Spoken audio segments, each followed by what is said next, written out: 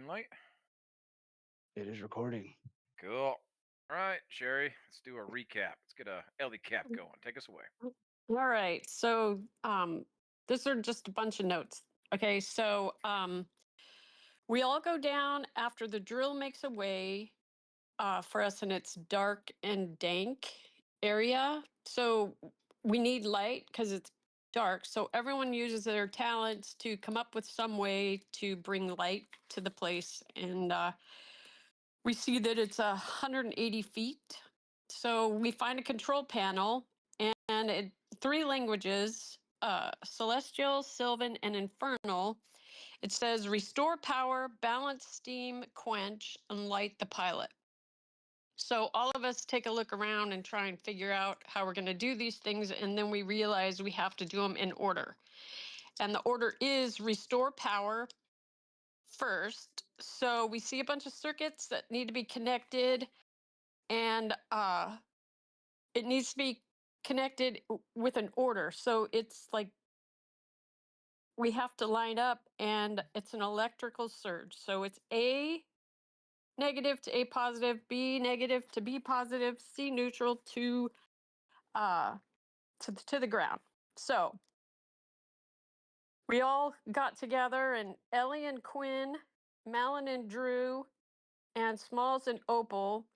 The first hits were to Ellie and Quinn with the lightning lure, and they both took damage. The second hits were cold, and both Malin and Drew succeed, but they still take damage, cold damage. And the third group is fire damage. So Smalls took 40, and Opal took 20 and disappeared. But the place lit up, and the counterweight crashed. It crashed really loud to the ground. So, we got the power restored, and Drew cast pass without a trace, giving everyone plus 10 to stealth. Next comes the balance and steam. There's a pattern to be figured out. So there's 3 valves, 3 ballast tubes, etc. So we need to move the valves around to create a balance in the tubes, which Malin and Maddie kind of work together, but the puzzle's figured out and everything is balanced. So the machine whirs and the counterweight continues to move. Next, we have to light the pilot. It's a high threshold, so we need teamwork. It needs immense fire or radiant damage. Combinations need to get up to 100 damage. So Quinn goes first. Her servant, just for holding the torch, has +5. So Quinn uses stellar bodies, gets 32 damage. Quinn sends a hidden ace with a firebolt in it, gets 23 damage after Drew hits the ace with the fireball for 25, equaling 85 damage so far. So Malin uses Hellish Rebuke, gets 13 for 98 damage, and then Pico discovered that they could use Sacred Flame not to light somebody up, but to hit in the forge. So that brings us over the top, and with 105, so the pilot light is lit. The whole smithy comes to life, and the conveyor starts to move. And after a bunch of healing and whatever we can do for Argus, we hear everything come to life, and Argus jumps onto the conveyor. So then we all hear a valve opening and static. The statue roars to life. So this golem lurches forward, and it speaks, and it's like a soulless Argus. And its thing is to exterminate, get pest control and exterminate. So the battle begins, and the golem sends range attacks. Everyone needs to move away from the counterweight because it's crashing and moving. Oh, the golem actually puts a vent over its face. So we find out the golem is immune to poison and to fire. The wind wall came up from Pico. Maddie hexed the golem, so he has a disadvantage on perception. Argus moves on to the conveyor, puts on his sphere to prevent any damage, and he moves towards the fire.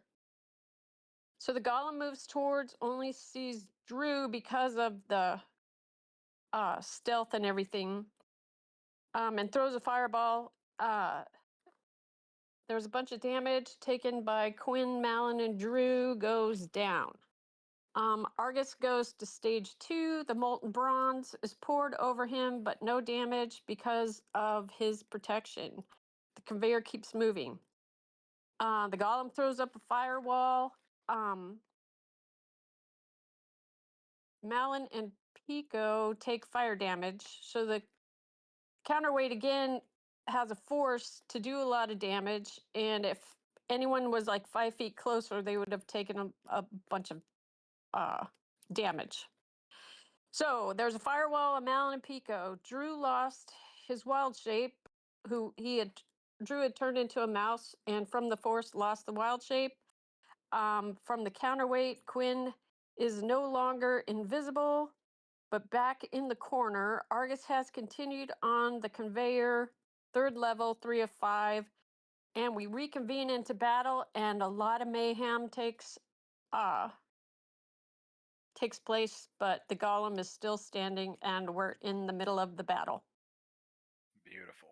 Inspiration to the Ellie. Thank you. Yes, we are moving into the 3rd round, which Argus is now moving into the 3rd of 5 sections of this conveyor. With that, yes. Pico, is your wind wall still up? Or did you drop that because you raged?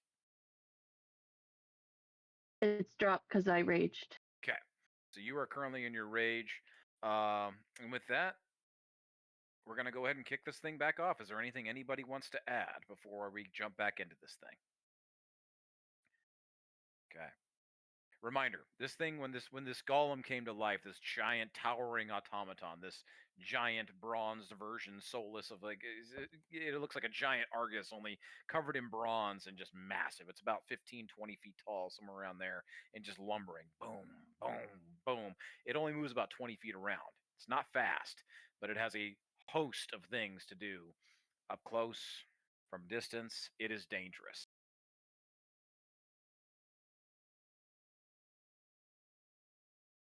Is in perfect working order. And when it came alive, it spoke in this like a tongue that all of you could confusingly, perhaps, even understand.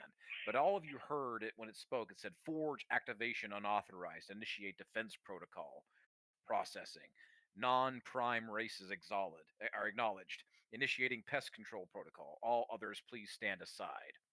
And then boom, boom, boom, this thing lumbers forward, launching fireballs, putting up walls of flame. It has a complete control, it seems, over its environment here within this forge. This thing is designed to protect this at all cost.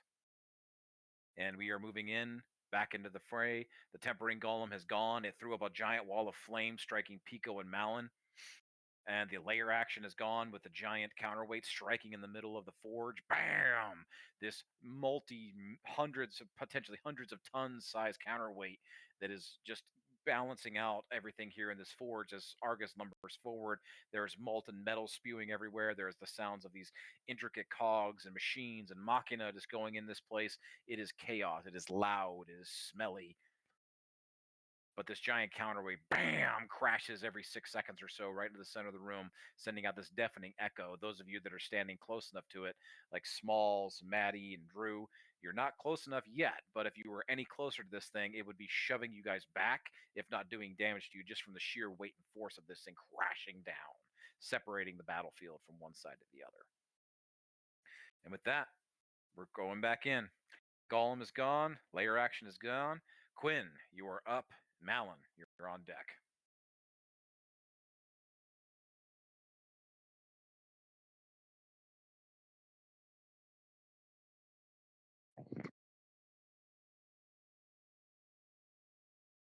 John? All right, I'm back. There you go. Sorry about that. My computer crashed on me. So I have opening move. First thing I'm going to do is I'm going to my moonbeam is currently on it, so I'm going to roll for that. 1 second, I'm bringing everything up on my phone because my computer is not cooperating. No worries. All right. You want to hold your turn, or are you ready to go? Ready to go. Okay. Moonbeam is going to hit 4. Here's the bubble.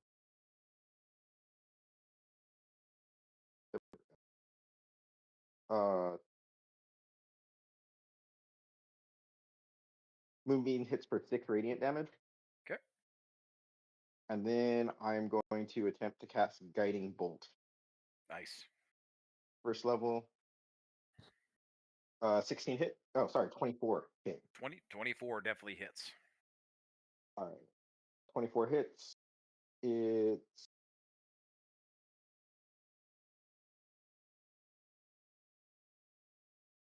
11 damage, and the next Nice. attack on it has advantage. Next attack on it has advantage. Yes, and both of those are radiant damage if it matters. Hell yes. Okay. Seems like Radiant is cooking through this thing. It's doing well. It's not getting resisted. It is starting to almost like carterize the metallic joints here. It seems to like be getting a coat of rust from this magical light that you are projecting onto this thing. It's like think of radiant damage as radiation, and it is hitting this automaton, and it's not shaking it off. It's doing its job. So well done. Beautiful. With That's all I got. Beautiful. So the next person in line has advantage on their attack. You guys can move your stuff around in any initiative order. You don't have to go in order. Whoever wants to go next can and take advantage of that advantage attack. Yeah. Actually, is Smalls ready since he's right there next to him? Smalls is always ready for a fight. That'll also give me time to figure out what to do for Malon's movement and ability so she doesn't die to the wall fire. So let's Hell do yes. that. Smalls, you got advantage on your first attack. Okay, before Smalls attacks, being that Smalls is a former used to be in the military and everything else, I'd like to roll perception just to see if there's anything that Smalls witnesses as a potential point of weakness, a joint, maybe a knee joint that is more susceptible to damage or at least taking this thing down. Okay. Dig it. Roll me that perception. On a 10, 15. 15. Nice. On a 15, this thing is a frontline fighter. It is forward focused. Its back was against a wall. If you guys had seen it, you would have known that its back was up against a wall, and it is charging forward at you. You see very little in the terms of weakness in its front, but that doesn't say there might be something in the back. Okay. So with that, Smalls is still front facing to this thing, correct? Yes, you are within 10 feet of it. It is charging. It is solely focused on Drew on the opposite side of the counterweight, but it is definitely making its way that direction. Okay, so with an advantage on my first attack, going after this thing, Smalls is going to take an attack. That first one was not great. That was a 14. 14, unfortunately, it whiffs right off the armor plate. This thing is thick. Well, at advantage, right? So yes. Second attack, so 18 to hit. 18 unfortunately still misses. Well, it doesn't miss. It just deflects off the. Like I said, this thing is a towering, lumbering automaton of molten bronze and metal and alloys. It's not so much that you're not hitting it; it's just you're not doing anything to it on an 18. Okay, so first attack, Smalls is moving towards it. He attacks, clings off the metal, but he's going to continue being off of that perception and understanding that the front is not necessarily where you want to attack this thing. Mm-hmm. He's going to throw an axe swing, but he's going to continue to move past and try to get behind it. Okay. While staying within its range, not moving out. You're just moving around behind it. Correct. Cool. All right. Easy enough. So this thing is not fast. Okay. So then with his second attack. Oh, Jesus Christ, man. These dice are not fucking nice to me right now. 14 to hit from the back. Nope. Unfortunately, I'll give you guys right now. This thing has an armor class of 20. It's not so much that it has, like I said, it's not so much that it's just pure armor. You guys are hitting it. It's just whether or not you're getting past the armor to actually do damage to it. Even on the backside? Even on the backside. I will give you this. Smalls, on that perception check and getting around to the back, you notice that there are two giant, they're almost like canisters. And they seem to be like mixing fluids on the back of this thing. It seems to be some kind of, not necessarily a power source, but it seems to be what is powering some of the automations of this golem, whether it's the weapons, whether it's, you're not an engineer, you have no fucking idea, but you can tell that if you did damage enough to this thing, it would probably fuck this thing up pretty Okay. good in the most smalls of terms. But you can also see that it is even more armored than the other rest of it. It is well protected, so you're going to need to at least do a 5 or more than its current armor class. So if you hit this thing with a 25 in the back, you have the potential to do a lot. I'm going to leave it at that with your perception of 15. Okay. So with that second attack going back after the back of this thing, Smalls is going to stay behind it, but he's going to shout out to the rest of the group that the back is the weakness. We need to keep it entertained in front of us, but we have to attack it from behind. And then with my bonus action, I'll cut another blood boon. Okay. You had one stack. This will be your second one, correct? Correct. Okay. Go ahead and take that damage, and that's your economy, right? Yep. Beautiful. All right, we can move back to Malin, or if you're ready to go, Argus. Go ahead and let Pico run. I'm Malin ready. just walked in. Pico, you are up. Yeah. You are in the wall of fire at this moment on the edge. Yeah. So Pico is just gonna move forward a bit and I'm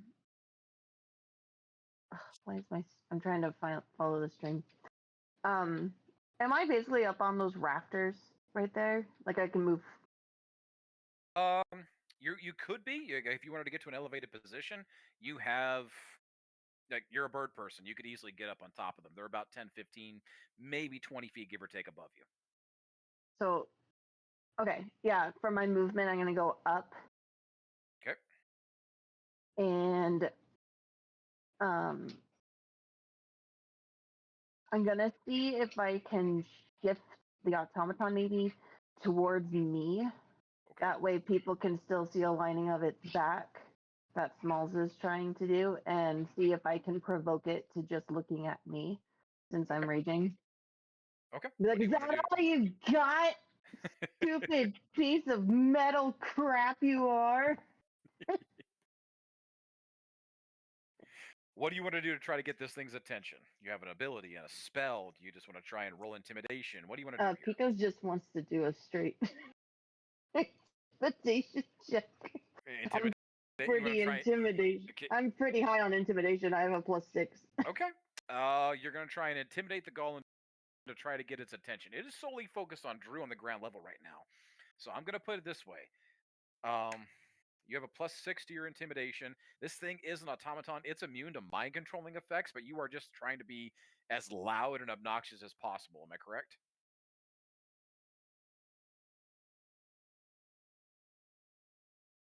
I'm raging with a cantrip work, like a sacred flame, to be like, hey, and then go on his like Tell you what. visor or Yeah, something. I'll tell you what. You could do an intimidation check as a bonus action if you attack it and do enough damage to try to get its attention. Let's do it that way. So what are you going to do to try to damage it, to do enough damage to get its attention? Then you could do the intimidation check. And if you do enough damage, I'll give you advantage. And the only thing I could try and do is, so just to re-clarify, I can still cantrip when I rage or no? No, you cannot. Okay. So I have nothing ranged to do. So can I flap the fuck out of my wings and cockadoodle do shit? That's right. See if that will do anything. Can I roll twice on that one? Go through your abilities real quick. Take 2 minutes to go through and try and find something that'll justify you just going bird shit on this golem, and we'll see if you can come back to that and get advantage on it. If not, it's just going to be a straight roll. So, Pico's holding. He's going to try and figure it out. Drew, you are up. Okay. Yeah, okay, so I'm Go going through. to cast False Life on myself. Okay. So I get 15 temporary hit points. Nice healing. And little buffer. then yeah. Actually, I had a question. If I wanted to hide, does that take a full action? It does, unless you're because it's a bonus action for like rogues and other classes that have it as a bonus action. It is a full action. Okay. So I am going to cast Sacred Flame. That is a Dex save of 17. 17. This thing does not have great dex. In fact, it has disadvantage on dex saves. I should not have said that out loud. First one's a 4, so it's going to fail. That is 8 points of radiant damage. Nice. Okay. And is there? I know I can't like hide, but is there some place where I can like get behind something? Is there like cover that I can take? This is a pretty wide open thing. It's like you have this giant counterweight in the center. There's not much in the way of like boxes or anything stacked here. You'd have to get to the furthest side of the wall or of the room. What's your Dan, movements? Your movements. Go ahead.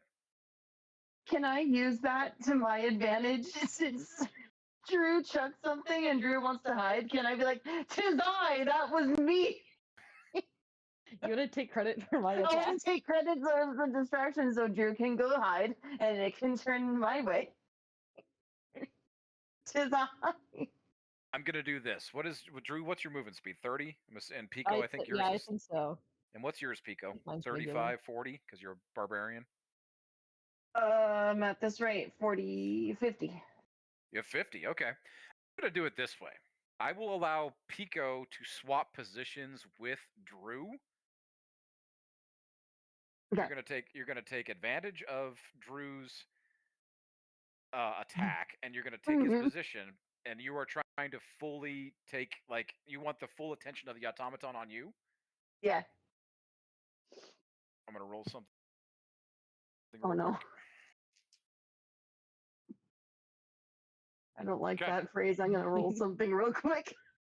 Go ahead and swap positions with Drew, and that is going to be all of your guys' movement. Though there is no further movement. You and Drew can swap positions. Okay. As you come screaming by like, ah, look at me, look at me. And that will be your movement. And I'm going to say that the golem is. I'm going to based on this, you don't know, but it feels like you've done something. I'm going to leave it at that. Yeah. So, with where I am now, how close am I to an exit out of this room?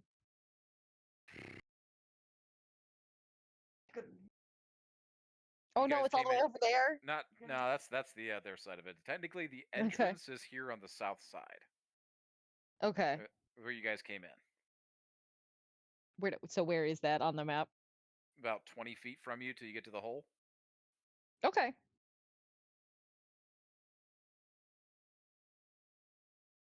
And Monica's made it back. Okay.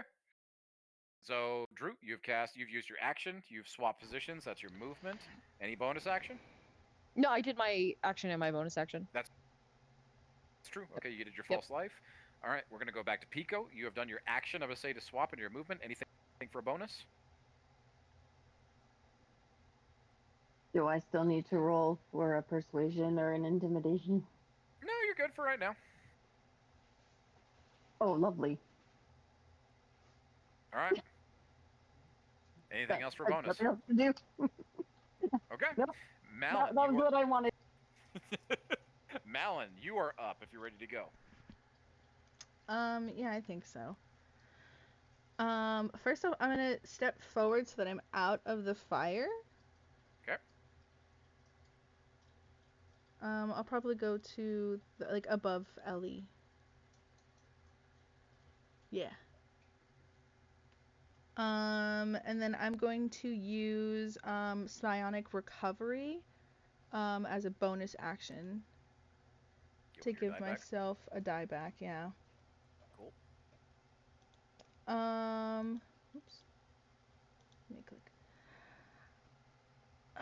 And then I'm going to, oh gosh, my movement is 30. Can I see how far past the rock that would put me at?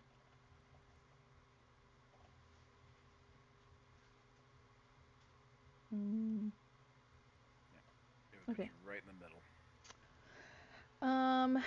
If I'm outside of that blue square, that means that I don't get hit like too badly by the force of it dropping, right?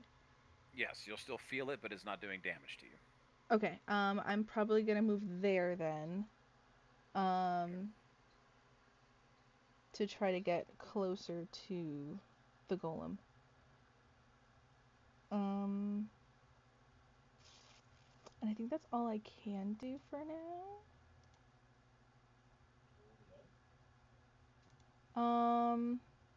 You know what? I'm gonna try to toll the dead him again. Okay, that's a cantrip, so go for it. Yeah. Okay, so he has to make a wisdom saving throw. Has to beat a 16. 16. 13. Cool. Okay. So they're gonna do. It's gonna be necrotic damage. Yeah. Yes. Let me roll that. Did it roll? Okay. You rolled a 9. It did not show up for me. Yeah, there like it I is. said, you guys, yeah, watch your stuff in the chat or in the app, because like I said, the dice tracker or whatever, the log has been fucked up for me, so that might be the same for some of you. Yeah, my computer just lagged for a second, so the dice didn't roll right away on my screen. Okay, no but what's that the is 9 necrotic damage. Nice. You guys are doing some necrotic to this boy. As it starts to fizzle and sizzle against the joints, and all of a sudden you see that metal is corroding. Smalls, you're Has it catching it as already everybody's kind of doing taken damage to this thing. Yes. Oh, then it's actually 1d12, not 1d8. Okay. Just go ahead and roll a d4 then. To make up for it? Okay. Yeah. A 1. Okay. Additional 1. All right. Hey, it all adds up. And then. All right. That is it. Okay, Ellie, you are up, followed by Maddie. All right. So, as a bonus action, the first thing Ellie's going to do is spend 5 of her sorcerer points to get back a 3rd level spell. Okay. And then she's going to, she has that Maiko armor, which has some hidden qualities. So she's going to charge it so that it can jump. Okay. So that will give me 90 feet of jump. And that's all I can do. Okay. Wait. Technically, jump is like we have to calculate it. So depending on where you want to go, we'll do that next round. Oh, it doesn't just triple your movement. Oh, that's what I read. That's why I said that. Okay. Well, we'll come back to it because you have to wait till your next turn to do it. Anyways. Okay. So I'm bonus point charged. And can I still move? Yeah, you still have your movement. All right, I'm gonna move over next to Malin there. Okay, moving up. And that's me. All right. Then Maddie, you are up. All right, I'm gonna move 40 feet up next to him. Because this is still in the air, right? The weight? Yes, it crashes down at the beginning of every turn. So if you're standing under the counterweight, it will come down on you if you're in the area. And I'm just gonna start attacking him. Okay. Let's see. First one's an 18 miss. Second one is a natural 1. Does that do anything? Yeah, it misses. That's good. That it's not more than that. Okay. The other 2 attacks. Let's see. You can stub your toe for 1 damage if you really want to have a counter. Really have something. I really don't. 22 hit. 22 hits. Beats that armor class. And 11 miss. Okay, does slashing, necrotic, or lightning damage, do I need to tell you what they are? Or can I just combine them all together? You can combine them together. You said you're doing lightning damage, though? Crimson Right lets me do lightning for it. Okay, just let me check one thing real quick.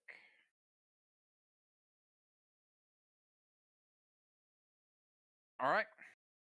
Whatever you roll for lightning, double it. I rolled a 1 for lightning, so that's 2 dumb. damage. So I'm going to say then it's not enough damage for you to realize that this thing is vulnerable to currents. Okay. Yeah, it was just a. So a total of 18 though. 18 Some damage good altogether? rolls. Altogether on the one hit I did. Too fucking spiffy. Okay. And I used up all of my movement to get there, so that is all of me. All right. With that, I think that is everybody because Smalls, you already went. Argus, is everybody else gone? I believe so. I believe that is everybody. All right, Argus, you are I was next. able to manipulate the turn order enough so Malin could actually be Malin. This is true. All right, beautiful.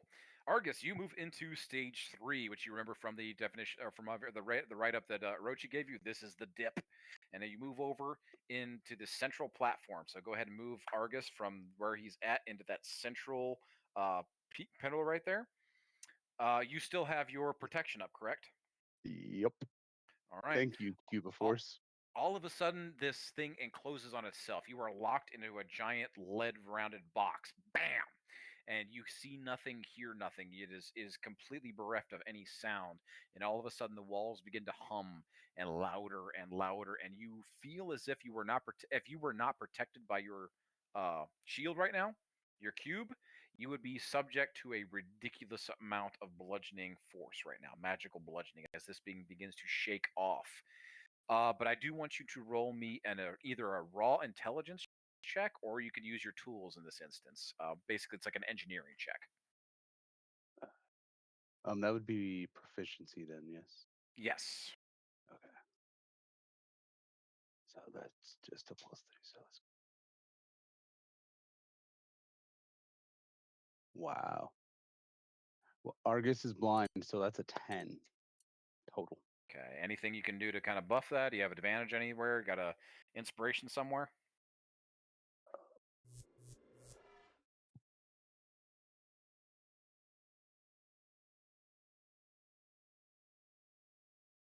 All I got is magic tinkering at this point, but I don't think that would really help me here. No. Fortunately not. We're going to go with the 10? Yeah, I don't really have Didn't anything. Quinn have a bless on people? Quinn, are you still... Because you're concentrating on Moonbeam now, right?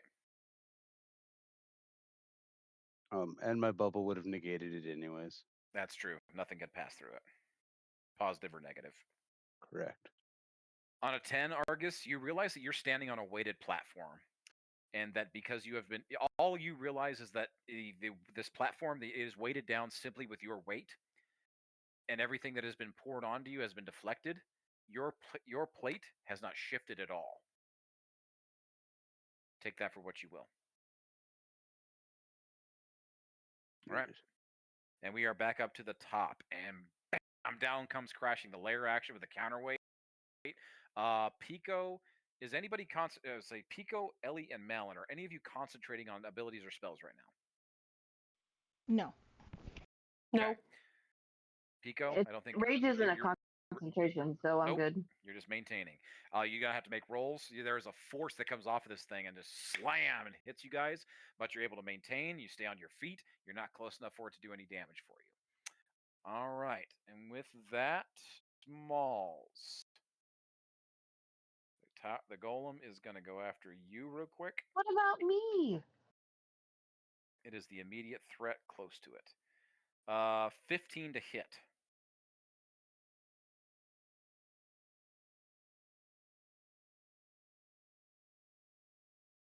Smalls, you there?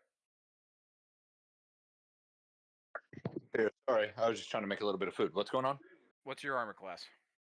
My armor class is 16. 16 misses. All of a sudden, this thing comes slamming down, turns around. Its armor, like its left or its right arm with the hammer, is like triple jointed. It's able to kind of like raise its arm up, twist it in a full 180, and then come slamming down perfectly behind it. And it tries to nail you, barely misses, and it doesn't connect. and it whiffs by a margin of an inch. But you feel the immense heat and damage coming off, the potential for this thing coming off of you, and it turns, and then it also looks at Maddie. And Maddie, you hear this thing rumbling, and all of a sudden you recognize that same voice, and as you hear it in your head, it says "Prime Race recognized. Disregarding. Continuing on to immediate threat." And it's going to continue, and it's going to move away from both of you. Both of you get to make opportunity attacks. So go ahead and roll me those.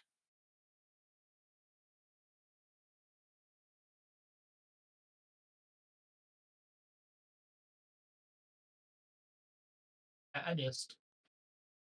Yeah, me too. I hit a fucking nat 1, but I did get inspiration, so I suppose silver linings. There you go. So nat 1s give you inspiration, so hold on to that for the next one. With that, it's moving away, and let's go ahead and move it 20 feet towards Pico.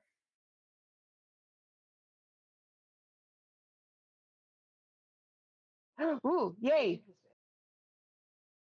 Get in there. Actually, go ahead and move it a little bit further south for that 20 feet. So it's going to be like basically. So it was here. 5, 10, 15, 20. Go ahead and put it into that one more down. There you go. This thing takes up a lot of space. Pico, Yes. I need you to make a dexterity saving throw, I believe. 1 second.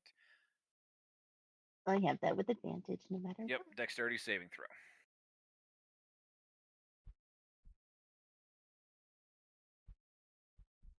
Oh, I'm so glad it's advantage. 15. And you needed to beat a 17. So with this, the thing raises the hammer that it attacked Smalls with, and it twists it around, and all of a sudden it aims at you like a fucking cannon, and all of a sudden you erupt into flames as all of a sudden immolation takes place all over you. And you take, with the fail, you take 39 points of fire damage. Isn't that half? You didn't make the saving throw, so no. With my rage? You only resist bludgeoning, slashing, and piercing damage with your rage. Let me argue against fire, please, because I'm about to become a roasted chicken because I'm down. Argue with you I all had you want, but 30 you're still gonna. How much? I had 38 points. You. So I am now a erupted flaming rotisserie chicken on the floor. Boom! As all of a sudden this immolation, just all of a sudden Pico erupts into flames. Nothing touched him, nothing reached out, but all of a sudden this golem points its hammer at him, and Pico just erupts into flames, and this just emulsion of fire and feathers erupts from where Pico was once standing as he falls to the ground. Mind you, Pico was standing pretty proud, going, "Yes, get in there, get in the hole." Oh shit! And yeah, boosh. All right, Pico is down. That is that thing's action, bonus action, and movement, and we're good. We're gonna go back into the top. Quinn, you're up. Balance on deck. Unless you guys want to move around. I'm good to go first. Okay. All right.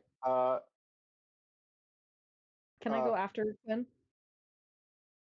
Do you want to go first, or do you want to go? Whatever you guys want to do. I can go after you. That's fine. Does the weight come crashing down though, like layer action or whatever? It did at the very beginning of the round. Oh, I gotcha. Thank you. All right. First things first. My moonbeam. Marshall. Last time I forgot there's a Constitution saving throw because I didn't see that on the app. So it's Con 16. For moonbeam. For this guy. Yeah. Okay. So, I'll say that it failed It failed this time too. 14. So we'll fail both rounds. Okay. That is then impressive because this thing's good at con.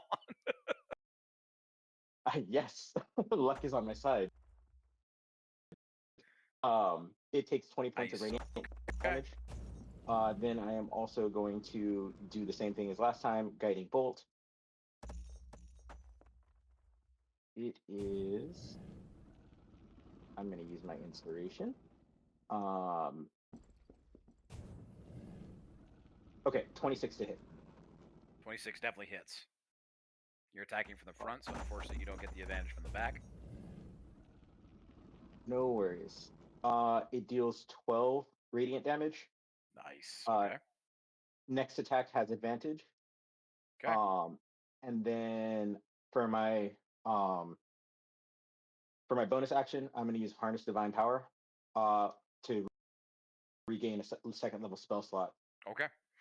Quinn back here just racking up the fucking just calling on everything that she's got. I'm very hurt. Okay. All right, I'm good. Next.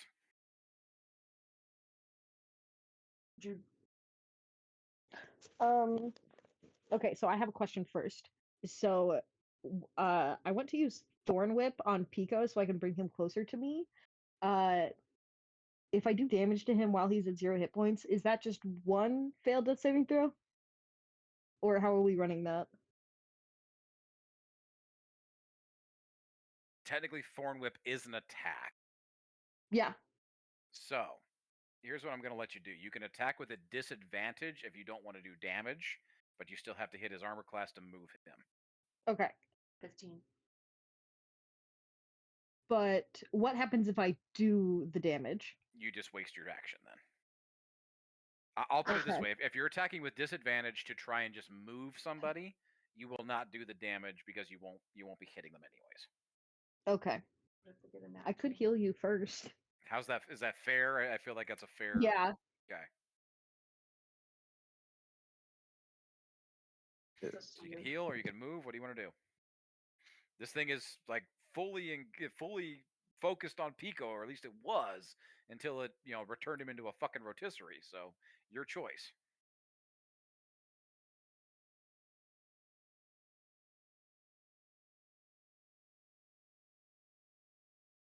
I'll do Healing Word.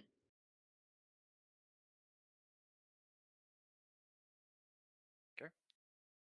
That is 17 points back to you. Nice. Good chunk of healing there, Pico. You are back up. Make sure you knock off 1 point of exhaustion on Pico, though. So since he's back up, I'm gonna leave him where he is, and I would like to try to move further out of the room. Like move closer to the exit? Yeah. Okay. You are standing right at the exit then. There at the south. Yep. I would like to go to the safety of the hole. Going to the hole. All right.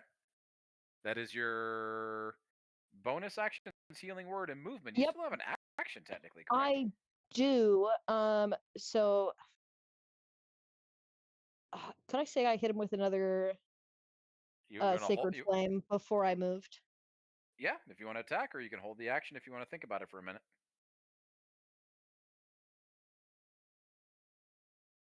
No, I'll do another Sacred Flame. That is a dex save of 17. 17. He has disadvantage on these. An 8. So, nope, failed already.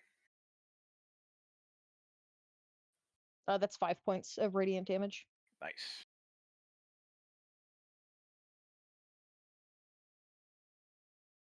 Okay.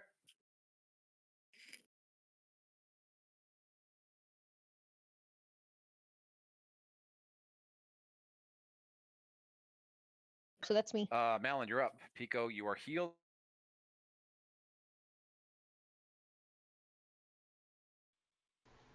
Okay. Can you guys hear me? Okay. Mhm. Okay. Cool. Boop boop boop boop boop. I would like to move closer to the golem from behind. So 5, 10, 15, 20, 25. So you're cutting across from. Okay, yeah. So you have enough movement to get behind him. Okay, Excellent. cool. I will do that. And then I am going to let me double check. I don't believe I have put any of like my blood curse on, or my crimson right. So I'm gonna do that. I will roll 2d4 damage for myself.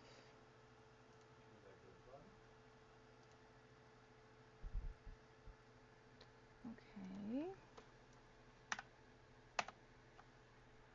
There is that. And then I'm going to hit him with my crawl claws. Bring it.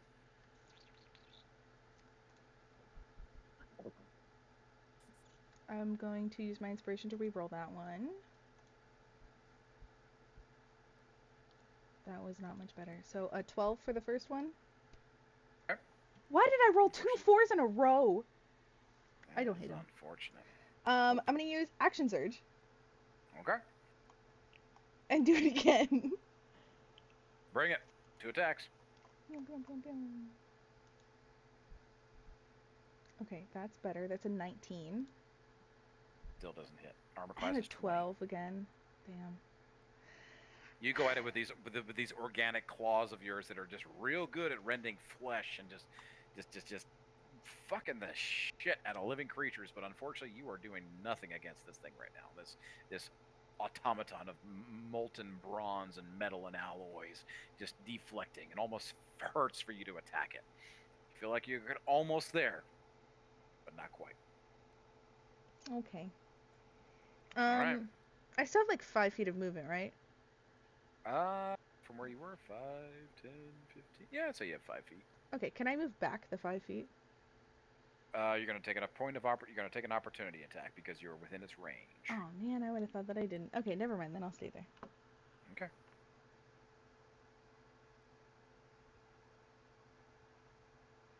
With that, Pico, you're up. Drew, you're on deck. Well, Drew already went, so Pico, and then Ellie, you're on deck. I'm up again, and I look up towards where Drew was, and I'm going to Misty step myself towards Drew and get in Drew's hole. I mean, the hole where Drew is. All right, so Misty Step is 30 feet of movement, plus your personal movement. You can get right up next to Drew on the bottom there. There we going? Yep. That's your bonus Because action, your I'm movement. exhausted. You still have an action. What do you want to do? Gonna just cantrip Sacred Flame at the golem. See if that does anything. What's the range on Sacred Flame? Is it like 60 feet? 60 feet. 60. Okay. Yep. And it's a dex of 14. A dex of 14. It has dex. Yeah, because you are no longer raging because you dropped it when you went down. Already failed with a 13. Go ahead and roll that. What's the location that I'm putting? I'm sorry. Right next to either left or right of Right Drew. by Drew. After that, Drew. Got it. Thank you. Janet's joining me in the safety of the hole. Yeah. It looks like you guys are abandoning us. No, we're in the safety of a Come hole. join us in the safety of the hole. I'm coming. Hole. Roll that damage. Roll that damage for me, Pico. I did 6. I know I did. I did 6. Hold. 6 damage. 6 damage. All right. Yes. Nice. You guys are down there at the bottom, hiding out in the hole. All right. And with that, Ellie, you're up. Maddie, you're on deck. Right. So this golem has like is it a mask on the front or is it just like his face? We can see his face. I mean, is Ellie an engineer? It's like it has a head. Right, but I guess I would want to see if there was any like vents or stuff like that. Are there vents on the back in that packet that he's got? You haven't got behind him yet, so all you heard is that Small says it's vulnerable from the back. So you haven't got a view on it yet. All right. Well, Ellie's going to jump onto those 2 vents on the back of the golem. Just a second. And she's okay. I'm going to check something real quick. I think you can do this without even like with that distance, probably. I'm gonna check something real quick because jump is an interesting spell. Let's see here. Yeah, you touch a creature. Creature's jump distance is tripled until it ends, and then jump, I believe, is like calculated by your. So I'm going to put it this way. Roll me acrobatics or athletics. It's your choice. And we're going to triple that. And that'll be the distance that you can add to your movement with this jump. How's that? Okay, so let me get there. I'll roll acrobatics. Okay. Which is a 19. 19. Okay. So we're going to add that. With that distance, you could definitely jump onto the back of the golem. Go ahead and put her directly south of where Malin is. And you are on top of this golem. Right on that vent part. And I am going to cast Crimson Harvest. Okay. Let's see what that does. All right. Get back your spells. Well, I passed it. Dadgummit, where'd it go?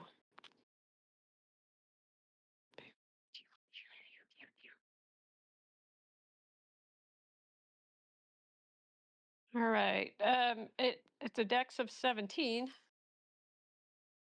It has a disadvantage on this, so dex throws, man. You rolled a fucking 3, so no, he's not. He's definitely not getting that.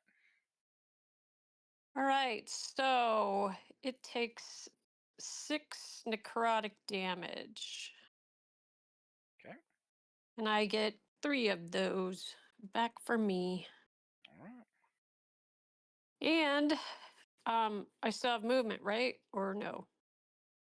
You use your jump to get onto it. Hmm. Technically, you would still have some movement left, but if you move its area of effect, it's going to get or area of attack. It's going to get an attack of advantage against you, or attack of opportunity against you. Yeah, but I'm standing right on top of it. Yes, if you want to get away from it, you have to leave its area of attack. Yeah.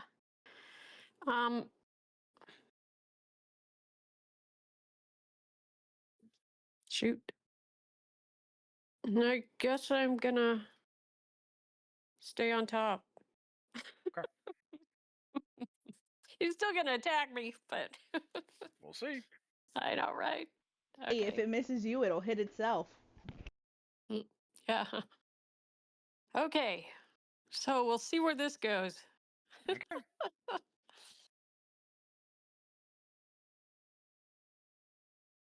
And that's my whole work. That's your economy. All right. That's my art, yes. Maddie, you're up, and Smalls is on deck. Okay. Am I still able to attack it from behind then? Or do I have to move somewhere? No, you can still attack. You have that one space underneath Malin. It's like, yeah. I'm gonna go ahead and move the 10 feet there, and I'm actually gonna try and give it like a command in an infernal since I heard that before when it was talking to me. I Okay. just want I'm gonna try and keep it super simple to maybe get advantage on it by I'm just gonna say in a commanding voice, kneel. Okay. You are attempting to command this thing to kneel. Yes. All right. You do not have the command spell. You do not have any abilities that allow you to manipulate this thing. You are simply speaking in your native tongue. Correct. Okay. I'm going to give you a +5 to this roll. This is going to be persuasion. And I'm going to put it at a DC 20. Persuasion. Okay. You said +5? You get a +5 because you are speaking infernal. You know what? And because you are, I'm not going to say out loud, I'm going to give you a +3 to this. You have a +8 to this roll. On top of my normal bonus? Yes. So +8 on top of your normal bonus, DC of 20. This will take up your action. All right. It is a 25. 25. Okay, describe to me exactly what's happened here because I want to calculate a few things. So I pull up right next to Malin, of course, right there. And based off of the information I had before, I just use as much of a regal and just like a commanding presence I can do. Almost not even shouting at it, just almost like just a normal speaking as if like, I know I'm in charge and just kneel. Just so basically the people around me can kind of hear it. Okay. This thing turns around and immediately faces both of you. You guys lose the advantage of the backwards attack, but it faces Maddie, and it just you hear it in that guttural, that weird mixture of languages. Prime acknowledged, and it begins to kneel underneath this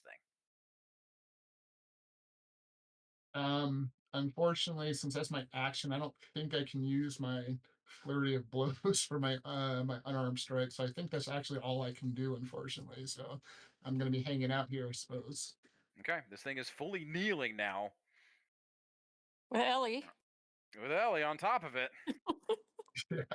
I'd have to do an attack to be able to do the flurry of blows, though. So actually, I guess we can do just a normal unarmed strike, and that's it. Okay. I'll go ahead and do that. Just give it a little slap.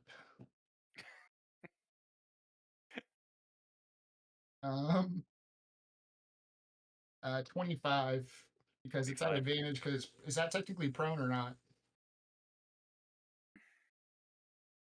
For the sake of this, I'll call it prone. It is definitely offering its head to you, so I'll call it prone.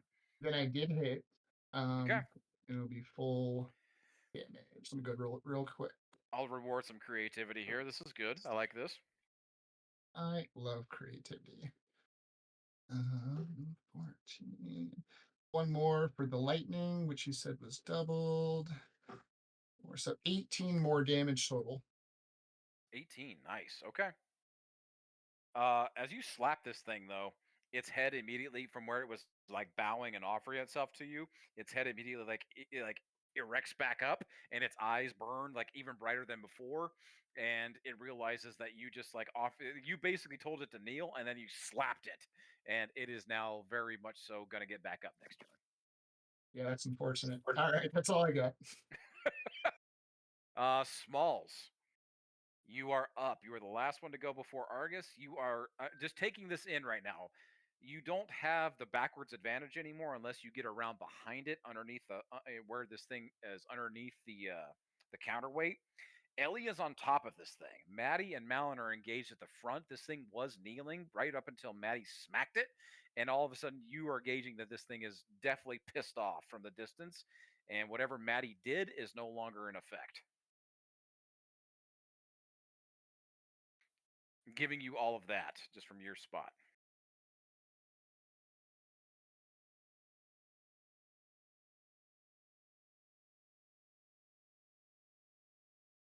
Mark, you there? Oh, yep. Sorry, I was actually just speaking and I fucked that one up. You're all good. So this thing hasn't actually started moving. It kneeled. Matt hit it. And you can see in its face that it's pissed that it kneeled and got hit. Yes. Yes. It hasn't actually started to stand. No, not yet. And Ellie's on top of it. We got Argus who's working on his thing.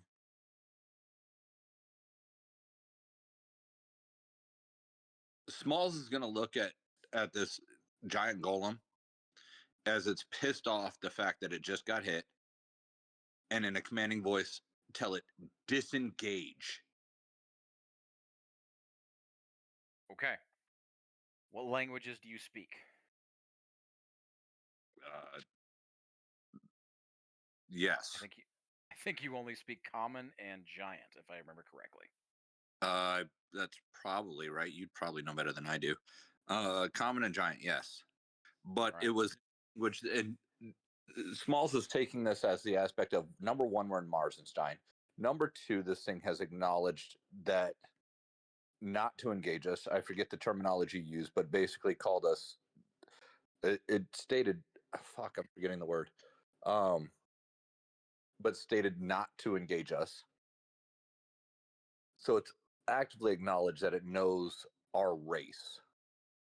So Smalls is going to kind of reach back into his military background and just tell it disengage. Okay. I will let you attempt this. I'm going to tell you right now the DC is going to be high because you are not speaking one of its native languages.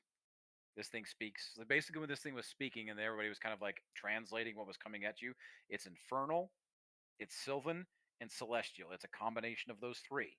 You do not speak any of those languages. So you are just trying to do this from a raw military authoritative stance of telling this thing to stand down, knowing that basically Argus and like the rest of them down here respond to military prowess, correct? Yeah, so with intimidation, essentially. Okay. I will allow you to make this an intimidation. This is going to be a 25. Okay. This is going to take your action to do this. Okay. So, Not advantage, just a straight raw roll. 25 using your intimidation. If you want to go for it, go for it. Anybody Before got he rolls, it? can I speak Celestial? Can I give him the translation word? Give him advantage? You've already gone, unfortunately. Smalls is the last one in this rotation to go. It is just up to him seeing. He took all this in, everything that has happened in this round. He is just attempting to command this thing through raw force right now. Okay. If anybody else still had a turn, I would allow it. Argus is unfortunately encased in the dip right now, and everybody else is gone. I got my own problems to deal with right now. Because of course Maddie tamed this thing and then decided to fucking hit it like an idiot. Yep. I appreciate that you said that like it was not your plan to do that. Shut up, John. Nobody asked you. See what happens. All right. I'm using my inspiration, and we're going to try that again. 26! Motherfucker is the 26th inspiration.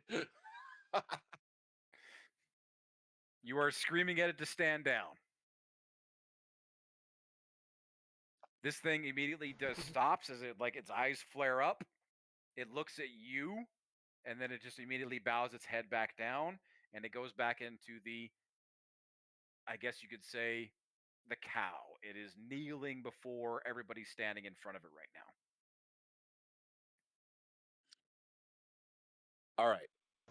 Upon the success of telling this thing to disengage, Smalls is immediately going to shout to everybody, "Do not attack," and then look at Maddie very fucking specifically, "Do not attack." Just simply, let's help Argus.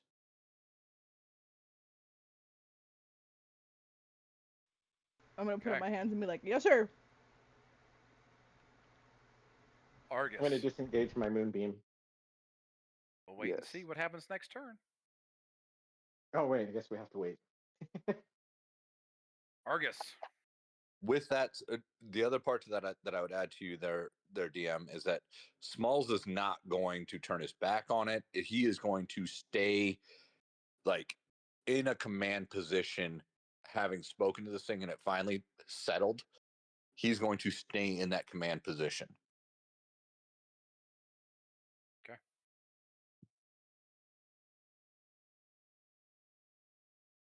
And that will pretty much that will cover Smalls' turn. Okay. Smalls is holding this thing at bay. Everybody shouts at everybody to just hold. Do not touch it. Do not move. Do not do anything. Argus. Is there the center thing? Is it like a huge box? Is there any space on top of said box? You are completely encased inside this thing. Soundless. That Lightless. part I'm aware of. I'm referring to the external space for my spider that's in the ethereal plane.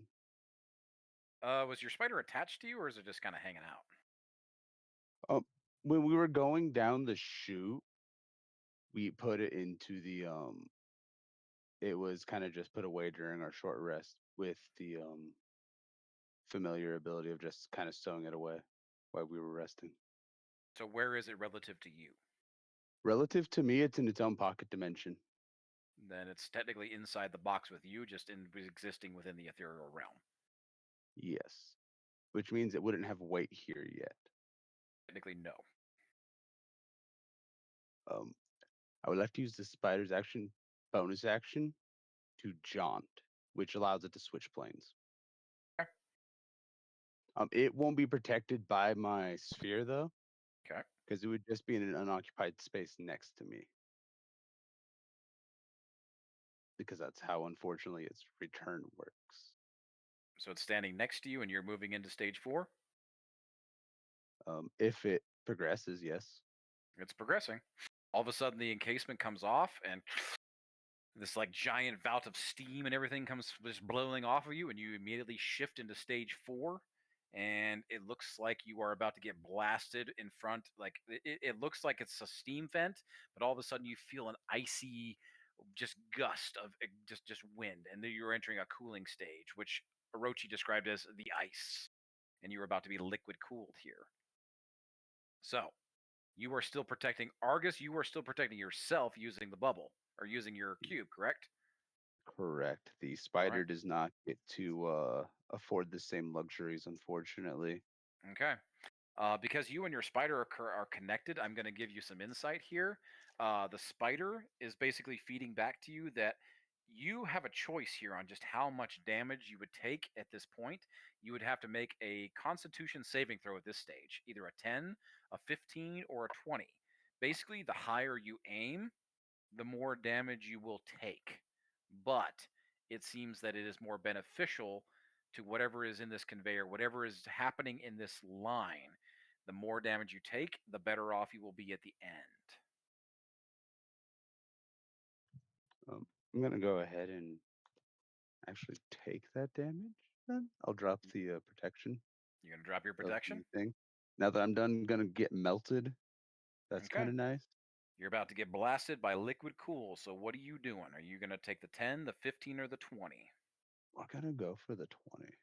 Okay. I need you to make a DC 20 Constitution saving throw. Rude. That's a 9. Unfortunate. Yeah, because con is actually my good stat. This is stage 4. Where's it at? Shoot. I lost it. Hang on. It would be elemental damage, correct?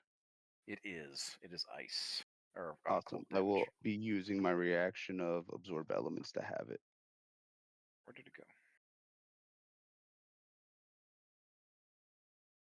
There it is. This is stage 4, correct? Yes. Correct. The icing. We're almost to the cake, but the cake is a lie.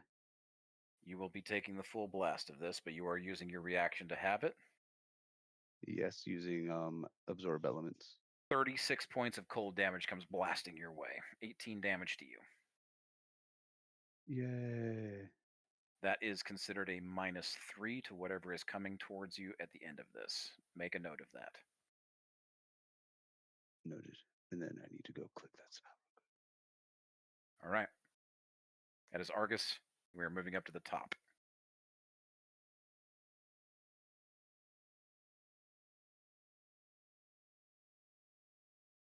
This thing kneels, and it is still very much so like head bowed, and it is positioning itself between, or is positioning itself in front of Maddie and Malin.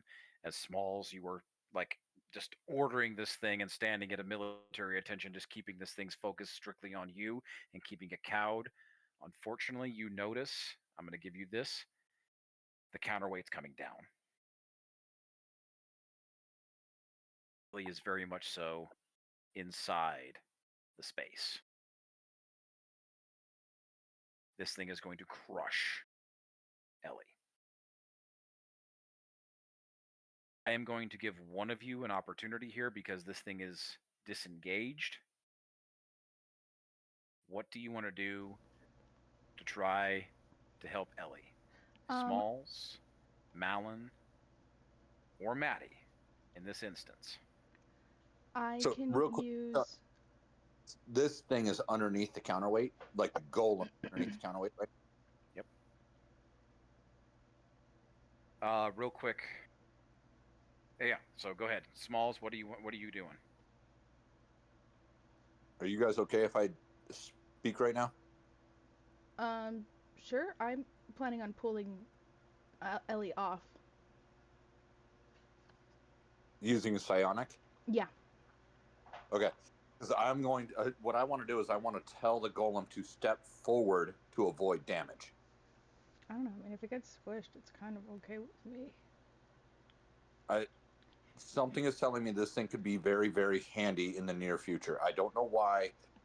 Something in my gut is telling me this thing could become handy as far as an escape route or potentially beyond that. I don't know if you'd have enough time for that though. A round is 6 seconds, and we've already exhausted ours. It would be the counterweight's turn, so I don't know if Yeah, it would plus move in we time. are standing directly in front of it, so we would also have to move. And I don't think we have enough time for us to do that and me pull Ellie off at the same time. Like Okay. whatever you do, whatever you guys decide to do here, I'm gonna warn you. There's gonna be a roll involved. Mm. Well, keeping Ellie alive is more important than the golem, 100%. Mm. So I would say first action being use your psionic push to get Ellie out of danger. Mm. And if you guys are okay with it, I'd like to at least attempt to tell this thing to move out of danger.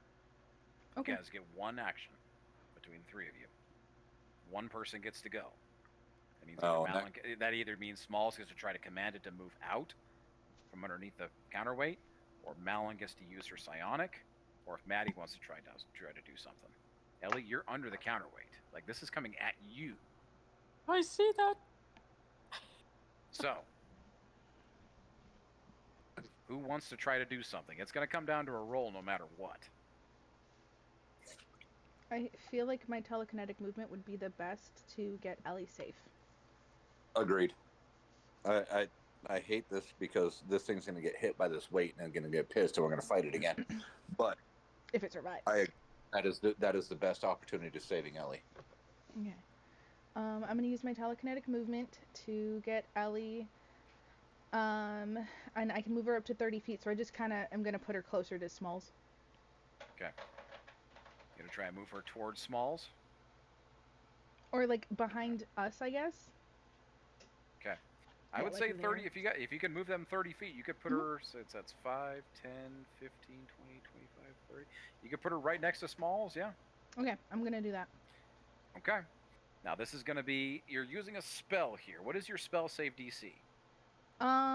So it says you can move an object or creature with your mind as an action. You target one loose object that is large or smaller, or one willing creature other than yourself. It doesn't have a spell save. Nope. I'm putting a save on it though. It's like you are trying to use this in the instant that it is happening. This is like you are trying to avoid the layer action here. Okay. I'm giving you guys a chance. It's like technically this should just happen, but I'm giving you a chance to try to get Ellie out of the way. So what is your spell save DC? This thing is gonna. I'm gonna say because it's 6 round. 16. Yeah. Okay. This thing gets a +6. So, because I'm going to say it just because of a +6 for the round, because technically its spell save, its spell save is like 17, whatever. I'm going to say it's a +6 because of its like a round, basically 6 seconds for a round. So I'm giving a +6. That's a flat 10. So what we're looking at here is a luck check. Okay. On a 1 through a 10, the counterweight comes and crushes Ellie and the golem. On an 11 through a 20, you telekinetically move Ellie out. Okay. So, do you want to roll it, or do you want me to roll it? I'll use the app. I'm really nervous to roll it because I rolled a 3 and then 2 4s. Do you want to roll it? What do you guys think? Ellie, do you want me to roll it, or do you want Maddie or Marshall to roll it? I was gonna say this should be Ellie's choice because it's her life. Ellie, you pick. Malin roll. Okay. You had some low ones. Now it's gonna be a high one. It's gotta be. You're looking for an 11 or higher. Fuck. I got a 10.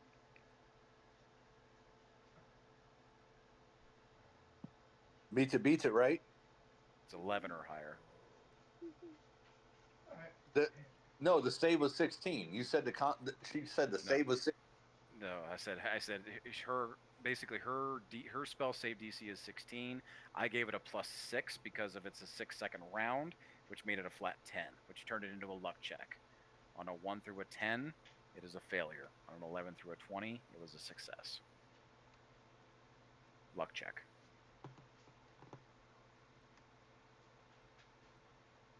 Hi guys. Smalls.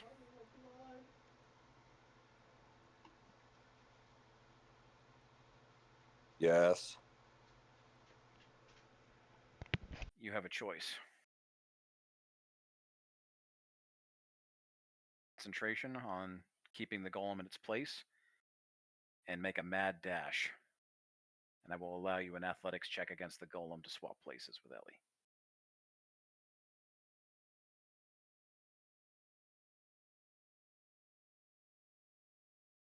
Wow. I know. It's like, damn.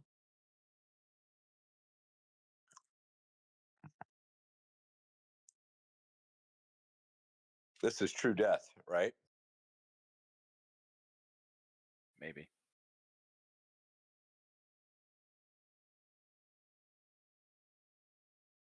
Fuck it, let's go. What's the roll? Make me an athletics check. You're not even going to tell me what I have to beat?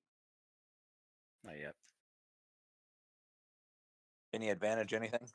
You're raging, so you have an advantage on it. First roll's an 18.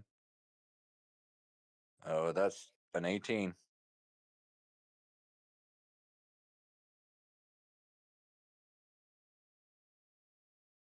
Malin, you attempt to reach out telekinetically to move Ellie.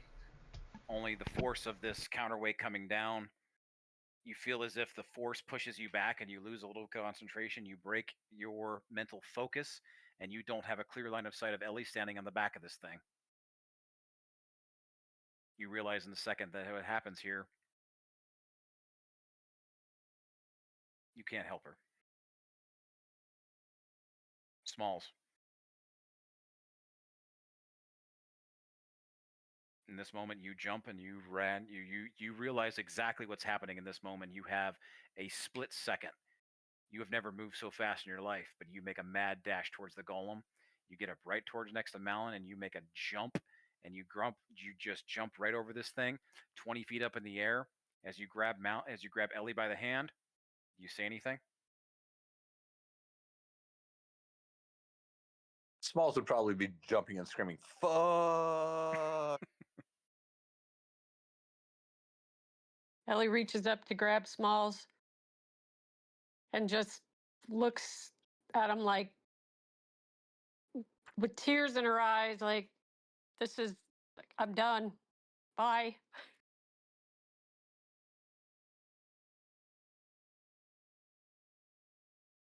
Smalls, you grab Ellie by the hand in that split second as she's looking up, watching the counter rate come down, about to crush her. You grab her by the hand, and you immediately just shuck her behind you as the counterweight comes crashing down. Bam!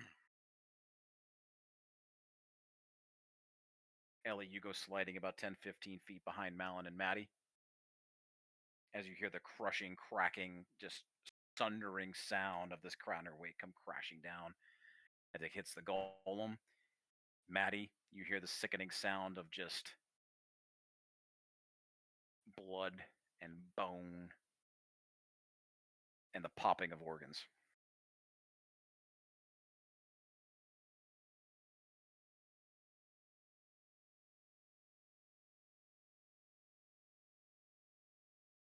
Smalls. Gulp. Your last stand.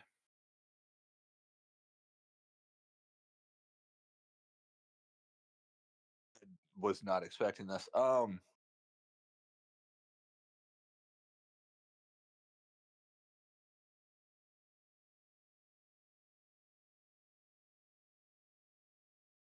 Remind me exactly what I can do within the last stand.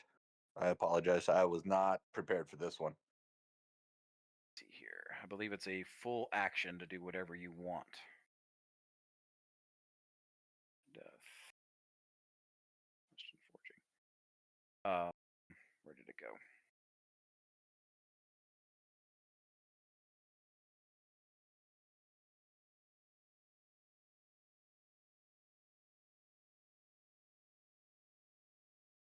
Shoot, I forgot where I put the last stand rules. Sorry, everybody was not expecting this one. Little caught off guard on some of this. Reputation. Go.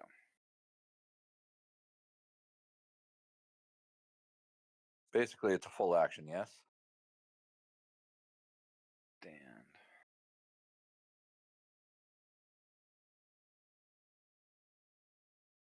The last ride. When a player has failed their technically third and final death saving throw, they are permitted to take one final non-healing action. This may be an attack action, ability, or spell that is still available to the player, so long as it does not commit to healing, absolving the character of their death that has already taken root. Okay. Smalls is going to look at Maddie.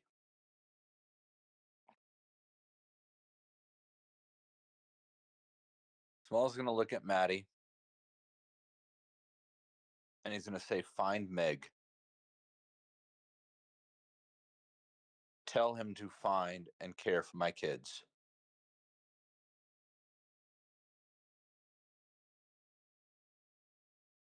He's going to look over at who's next.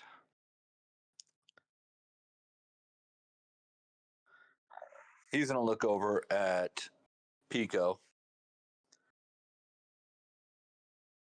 Quickly glance at everybody else and say, protect these idiots. And finally, he's going to look at Quinn and go, I'm sorry, I won't be there to continue to protect you.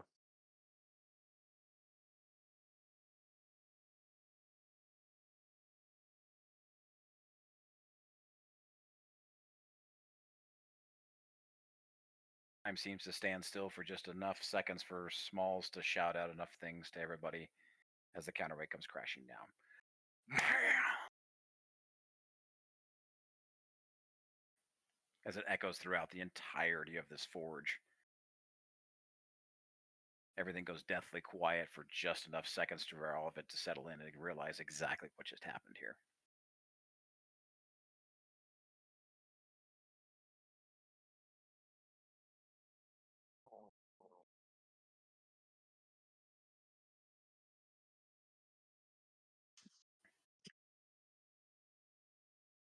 With that is the layer action. I'm going to give everybody just a quick moment to take it all in. You have a couple moments here. Argus is about to move into his 5th stage.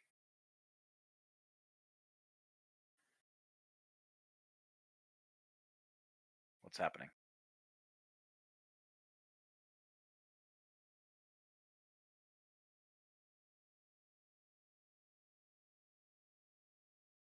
Quinn is 100% broken her concentration on Moonbeam and is sprinting towards Smalls, even though I'm very far away. So, but 30 feet? 30, so dash 60 feet. 60. Okay. Though if the firewall is gone at this point too, concentration is broken. Oh, sweet. Okay. You Yeah, really want to so get you 60 feet really was want to put Quinn underneath the counterweight? It's still going, by the way. I don't think Yeah, 60 feet layer even gets me action the is counterweight. still going. How far is 60 feet? Is that enough?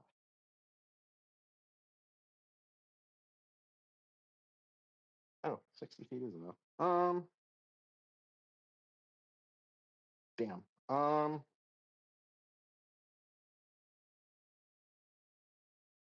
Hoping to get where Malin was, but I can't get that far. Yeah, I'll just run. Fuck. She'll run to the edge of the blue line, so she's not taking damage from the counterweight.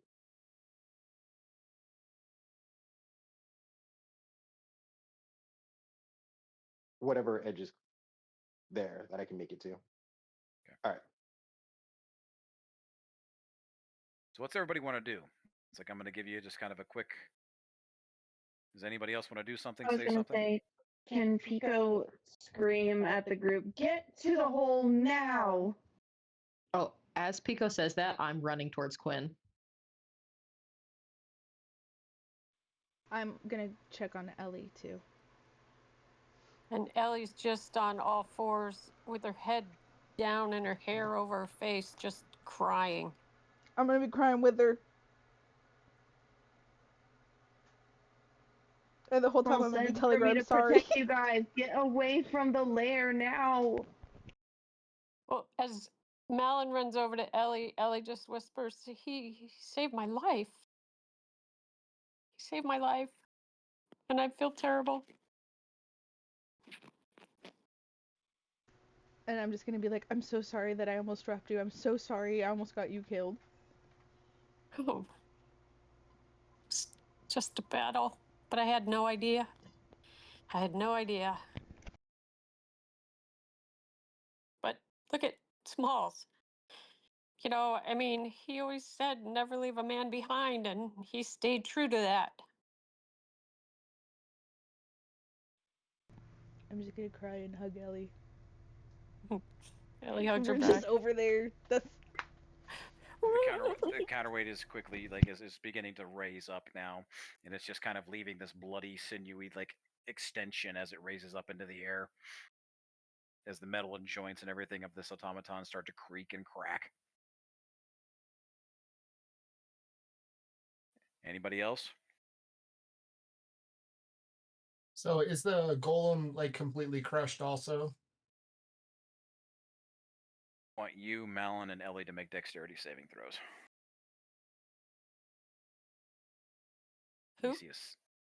On Maddie, Malin, and Ellie to make dexterity saving throws. The DC is 17. I fail.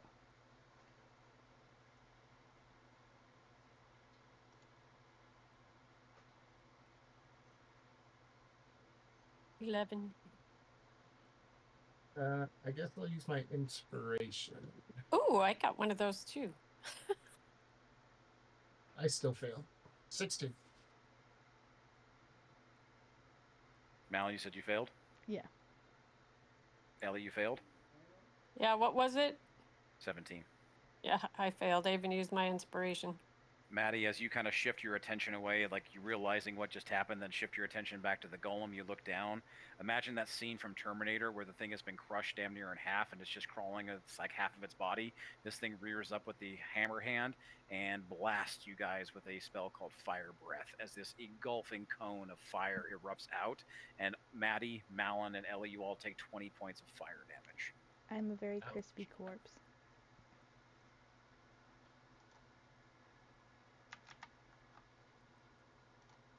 This thing has no movement. That is its action. It's going to use its bonus action to put a shield on itself, to give itself temporary hit points of 23.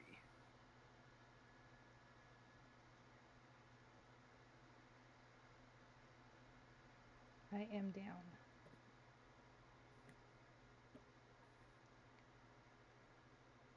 And we are going to go back up to the top of the turn.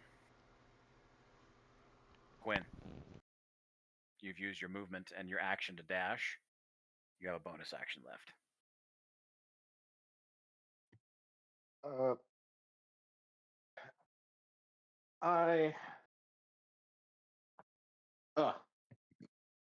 Smalls is just a pile of mush, right? Smalls is very much so a pile of mush. Okay. Jammed into the crushed gears of this automaton's lower half. Okay. Its hammer seems to be still intact. Its right hand, its left hand has been crushed. The saw and the steam spout have been destroyed. Okay.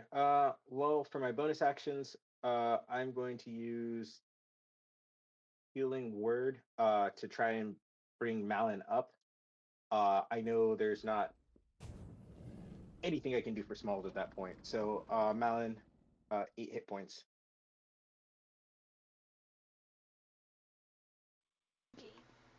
Their point of exhaustion. Maybe you guys keep track of your exhaustion points. Mm-hmm. And then Quinn is just going.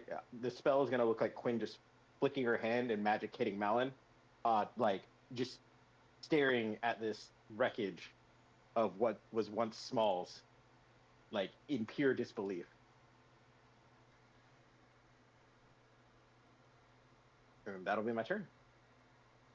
Malin, you're up. Pico, you're on deck.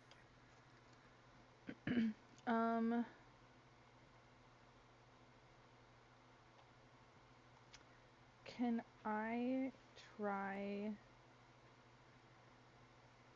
Oh gosh, what is it? The telekinetic shove specifically. He has to make a strength saving throw. Does this have to be a creature of large or smaller? What's the wording on that? Because this guy's considered huge. He's pretty massive. You can try to telekinetically move one creature you can see within 30 feet of you. When you do so, the target must succeed on a strength saving throw of a DC 15 or be moved 5 feet toward or away from you.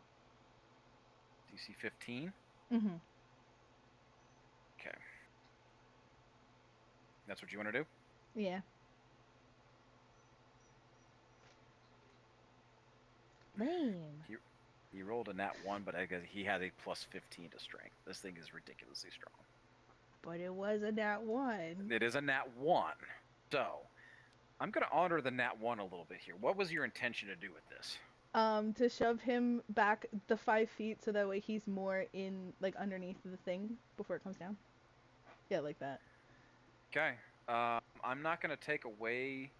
I'm not going to move him 5 feet, but I will take away his move. He can technically crawl this turn. I will take away his movement. How's that? Okay, I guess. Okay. He has 10 feet of movement. He is now zeroed. You are holding him in place with your telekinetic movement. You are literally like trying to do like a Jean Grey thing and just keep him in place underneath this counterweight. Okay. That is the last psionic die I have. Okay. And that is it, I think. Okay. Pico, you're up. Drew, you're on deck. Drew, you've used your movement. Pico, you haven't used anything yet, technically. I tried to yell intimidation to get people to get back, but I don't know if it really did anything earlier at the beginning of the round. It was the 23. But everyone else is moving, so I think it didn't work. So,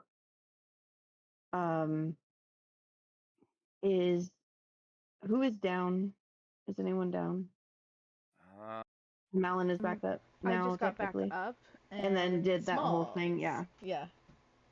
Well, yeah. Well, Smalls is Smalls is down to a gooey molecular level. Right Smalls now, is goo, and I think healing light won't do anything to goo right now. So,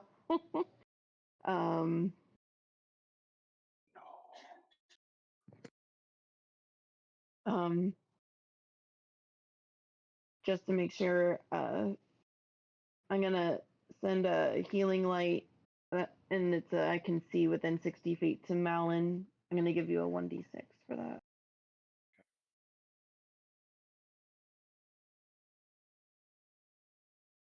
For 2, so you have an extra 2. That's healing? Yeah. Okay. Yay. And then I'm just gonna try and Sacred Flame the golem while it's down. Still a dex 14. Dex 14. Oop, where'd you go? That's disadvantage. Come on, cooperate. That's a 5 on the first roll. It does not succeed. Sacred Flame, how much damage? 7. 7. Nice. The shield that this thing has put up to try to protect itself bubbles a little bit and ripples and starts to crack.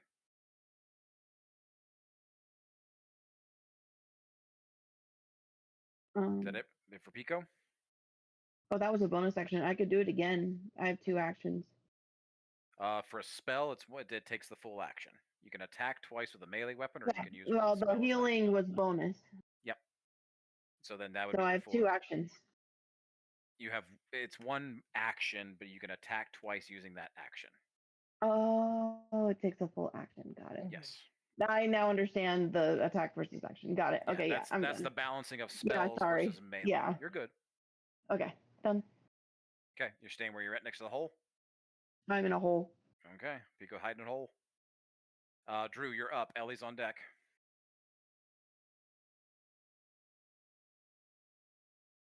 Okay, so I have something, but I'm gonna turn to Quinn and say, I think I can do something, but I don't know how much of him it'll bring back.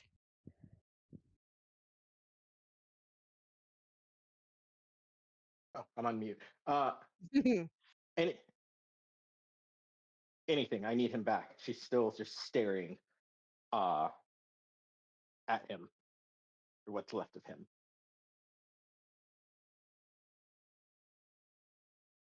Oh shit, I don't. Oh, it's 10 feet. Am I 10 feet from Smalls? His Technically, remains? Okay. yeah. I mean, he's a little, I he's wanna- a little here, a little there, a little over there. You know.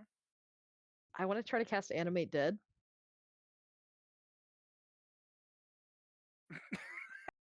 What? It says this spell creates an undead servant. Choose a pile of bones or a corpse. That is considered a. He is definitely a pile of bones. And He's a goo. pile of bones. Okay.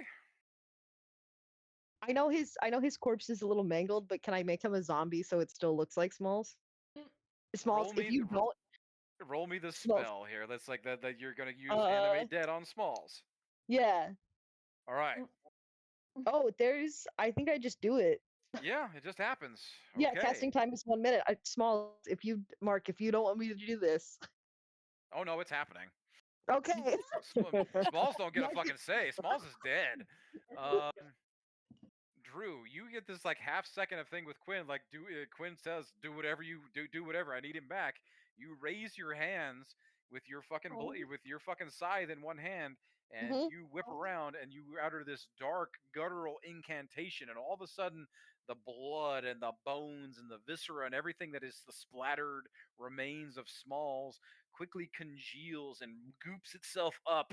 Think of it like has anybody ever as like I'm trying to remember which Walking Dead movie it is, or like Night of the Living Dead, the fucking gooey zombie that like comes out of the fucking he just comes out, and this rough imitation form of what Smalls was, this hulking Goliath, axe in hand, starts to crack and congeal and move itself back into place, and is now this hulking, hunched over version dragging this massive axe behind him.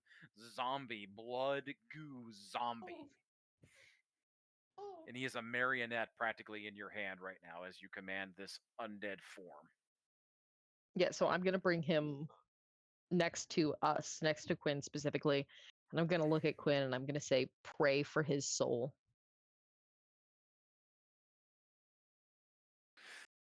Go ahead and move Smalls off of the golem. He is staying within the range of it, so it's not an opportunity attack. Blood zombie Smalls is now standing next to Quinn, just kind of. Gnarly. All right. Action. Bonus action. You good? Gnarly. Yep, that's it. All right. Fuck. Ellie, you're up. Maddie, you're on deck. Oh my gosh. It's like Ellie sees this and is gagging. So if I face step, does he get a reaction? You're far enough away. No. Okay, so Ellie's gonna face step as far away as she can towards Pico. And technically, if the golem sees me, then he's frightened of me. Okay. I think this guy is immune to any kind of like charm or mental effects. Let me see here.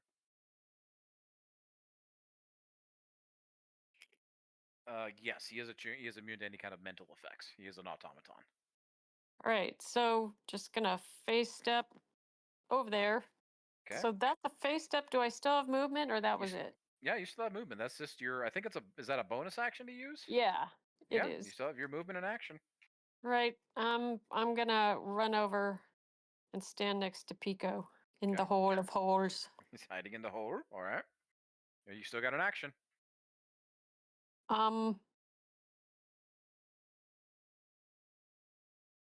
I was gonna cover myself with a gust barrier.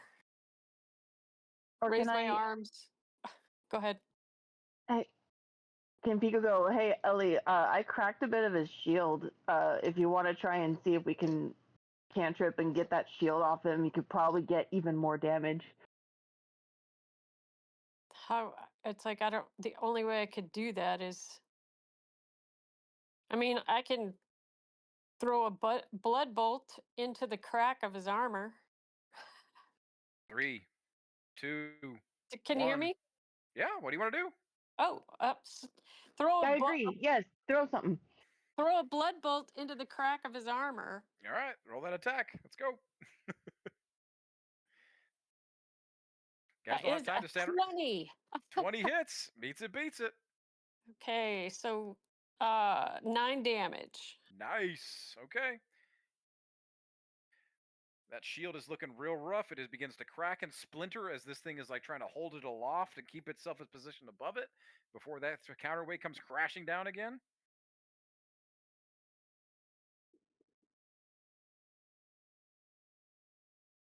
All right, that was me. I'm done.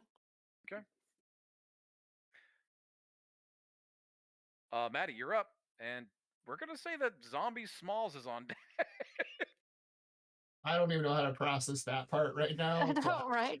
I don't think I'm gonna address what I No. think I would do. I'm ignoring this as well. Well, Smalls, I Uh, don't think you have autonomy. You do what I say. Basically. So Maddie's just gonna let out a gigantic scream again and probably start cursing as much as he can, like infernal at the guy. Just die, die, die, because he's just so pissed off about the whole situation. Is he? He's prone because he got knocked down with the Yeah, counterweight, right? he has no legs anymore. Like half of his body is gone, and the left arm is destroyed. He just has All the right. hammer. So advantage for melee. Definitely. Cool. We'll go ahead and start rolling some of these. First one is a hit. Second one is a miss. Because still a 20, right? He's still at 20. Yeah, it's not so much you're trying to hit him; it's just trying to get through that armor. One hit. That's a miss. I got 2 of them being hit. So let me roll all the damages. 10.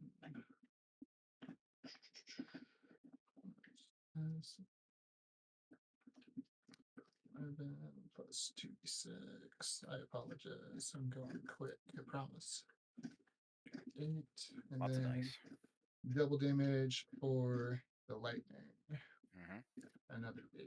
So 16. 37 damage. 37. The shield erupts in this like arcanic explosion. 37, you said? 37, yeah. The arcane shield erupts and shatters as all of a sudden you just starts cracking down on top of this thing and just beating the living shit out of this crawling left of a husk of this, and it's still covered in like blood and sinew of the last remains of Smalls that didn't congeal into now blood zombie Smalls. And this thing is just on its last legs. It is trying to reach out. It is raising its hammer one last time. It is still up. That is all of my stuff, but I'm not doing any movement. I'm just gonna stand there. He's just gonna keep on yelling at him, just like roaring as loud as he can. Okay. And my turn. All right. Argus, you are moving into stage 5, all the way to the left.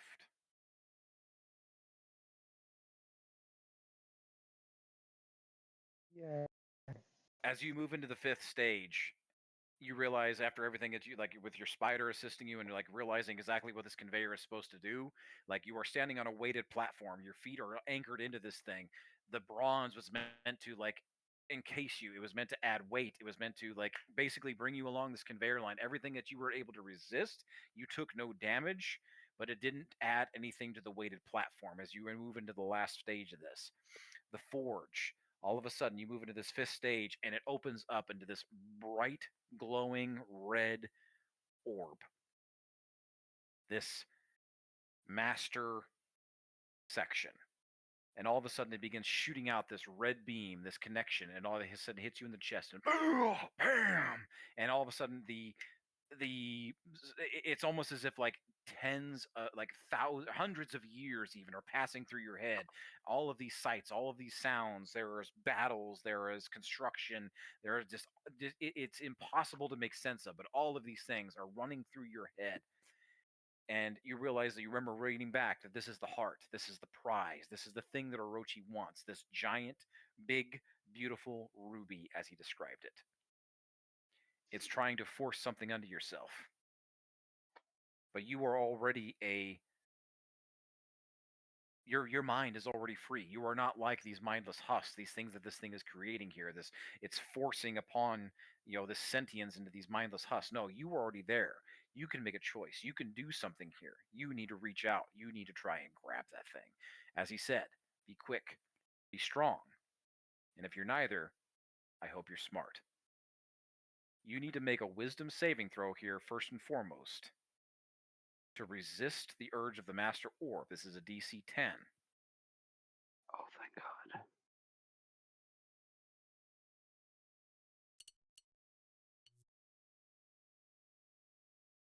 Oh, that's not good. I rolled a 7, and I don't think I have anything to help with that. I do not.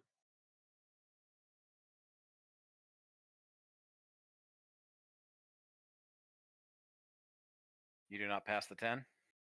I do not pass the 10. The stage is here, and down this conveyor line, you realize that in this last moment, just before the orb cuts off, it doesn't do anything to you. You take no damage here, but you're unable to break its lock on you before the chambers close on it, and the heart is sealed away again. You are not able to reach out and grab it. You realize that if you are going to try to grab this thing, you have a better chance of going through the entire conveyor line. It will lower the DC and allow you to much easier resist and try to get this thing.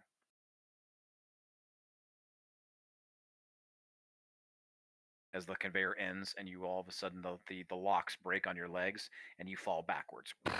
Go ahead and move Argus all the way to the far left. And then go ahead and move him about 10, 15 feet down. Way right there, and then 10, 15 down. And bang! You come crashing down off of the conveyor. You were unsuccessful in grabbing the heart. You still have action. You still have bonus action. You still have movement. If you want to restart, you're going to have to move back to the beginning. Or you turn back around, you see that the team is still fully engaged with this golem, split in half against the counterweight, and Smalls is nowhere to be seen.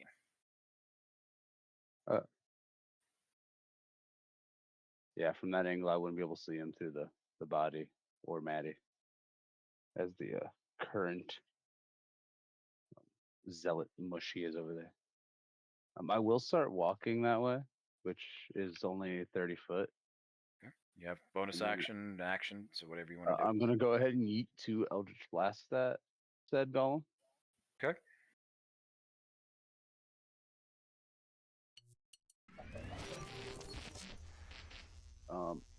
That's hilarious. I rolled a nat 20 and a nat 1.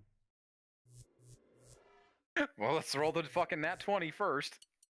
Let's do that double damage. Remember, you're rolling whatever you roll in that damage dice, and then double again. Potentially use the nat 20 that he got from the You can't or use the it in the same inspiration from the nat 20 for the nat 1. Yeah, you can't use it in the same round as you got it, so he can hold on to an inspiration for the go. Hey, an inspiration going. If he's going to go back in the conveyor to try to do this again to get the heart, an inspiration is going to be good. You're good. That is 20 point. No, 17 points. 17 points. Doubled is 34 because it takes 0 the fire damage, right? It does not take any fire damage. It's immune to fire. Yeah, how so much I damage? don't add my that the 34 is the total damage. 34 damage. Be cut from a crit Eldritch Blast from force damage. Got 17 on the damage die. But This my thing pact doesn't add fire damage, so that wouldn't have mattered, and it wasn't melee, so I don't get to add the absorbed elements damage. Okay. Still 34 points of damage? Yep. Of course, if that Rolling matters. back up to the top. This thing rears its giant hammer up one last time as all of a sudden Argus comes blasting out and the hammer comes crashing down. Maddie just deftly dodges out of the way as BAM! This thing hits the ground and echoes throughout the entire chamber. The counterweight comes crashing down just as Argus finishes this thing off and the light goes from its eyes. It had 31 hit points left. Yes. Argus coming out of the I'm fucking gonna call it conveyor, an blast the son of a inferior bitch one golem. time, and boom! The remains of this thing go flying in all different directions as the counterweight comes down and just smashes the last remaining bits of it. The hammer goes flying off to the far corner of the room. Other parts of it go scattering throughout, and the counterweight continues its assemble. Bam! Bam! Bam! Every 6 seconds. The golem is no more. And we are out of combat. Let's go ahead and take a break here. On the bright There- side, but I don't have to fight a golem this time around, and I don't got to worry about you dying as I go through. We'll see. All right. Let's take 10 minutes. What time is it now? It is 7:56. Yeah, we're half hour over for our break. Let's come back just before 8:10 my time, and we will finish up whatever's going to happen here in this, here in the, here in the forge. All right. Yes. With Maybe I What could what time knock did you the say, day off. say again? 8:10 my time. It is 7:57 my time now, so let's give it an Okay. extra couple minutes. Just be back before 8:10. Okay. Use the bathroom, grab a drink, grab a snack, whatever you need. 8:10. See everybody in about 10 minutes. Okay, see you in 10.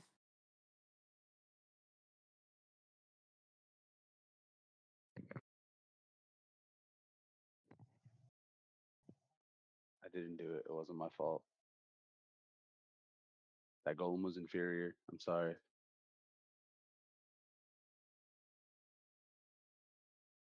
I have been waiting to animate one of us or an ally since I got that spell. The day I'm not surprised. All I heard was anime dead, and I'm like, I love it. I love it. I'm very sad that the robot just saw it struggling and shot it and doesn't understand the full gravity of the situation. Oh, Argus has no idea. No, Argus was blind when he got squashed. Yep.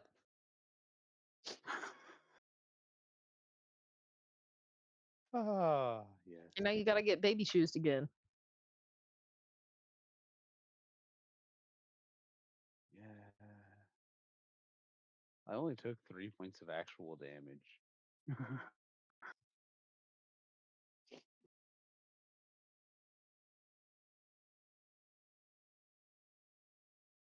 I heard like damage. I'm like, cool. I'm gonna use absorb elements. Cause no. I'm squishy, not tanky. I may be robot with high con, but I'm squishy. Plus, we need to survive for a level up. I want to be able to fly. Yeah. I get to Why fly can you as a fly? I don't get. Why do you get to fly? because Warlock Jin. Okay. Yeah, level Oh, 6. I Jin. get to use I get to use my ability. I think it's like twice per long rest or something like that. And I get a flying speed that involves hovering. I So get. it's I fun. have two more. I have two more levels before I can fly. I get to become Tony Stark. Gross. I hate Iron Man. Being rich. So I guess Citizen Batman. Yeah. I got it. Okay, I have to pee. I realized not allowed. Sufferers we have.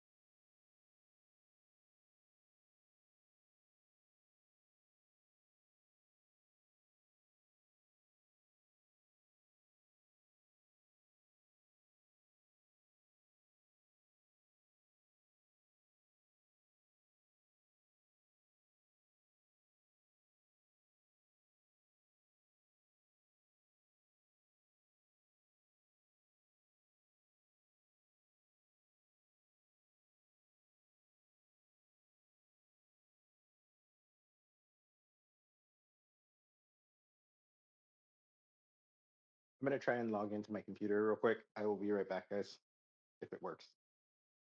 I believe in you. My computer's just acting funky. I don't know what's up with it. All right, I'll be right back.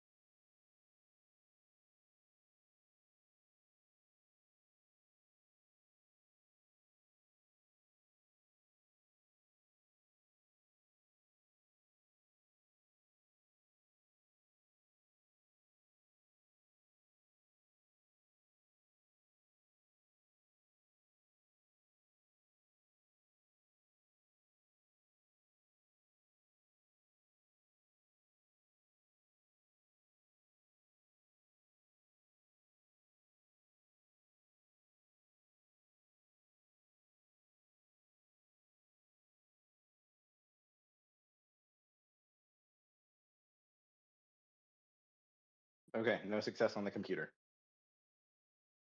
Oh no! What is your computer doing, good sir? It's restarting or rebooting about every 30 to 45 minutes. But it doesn't say. That's So I think it's like a Oh. failing drive, but it's not saying anything in the error log. It's just saying it is inappropriately shut down.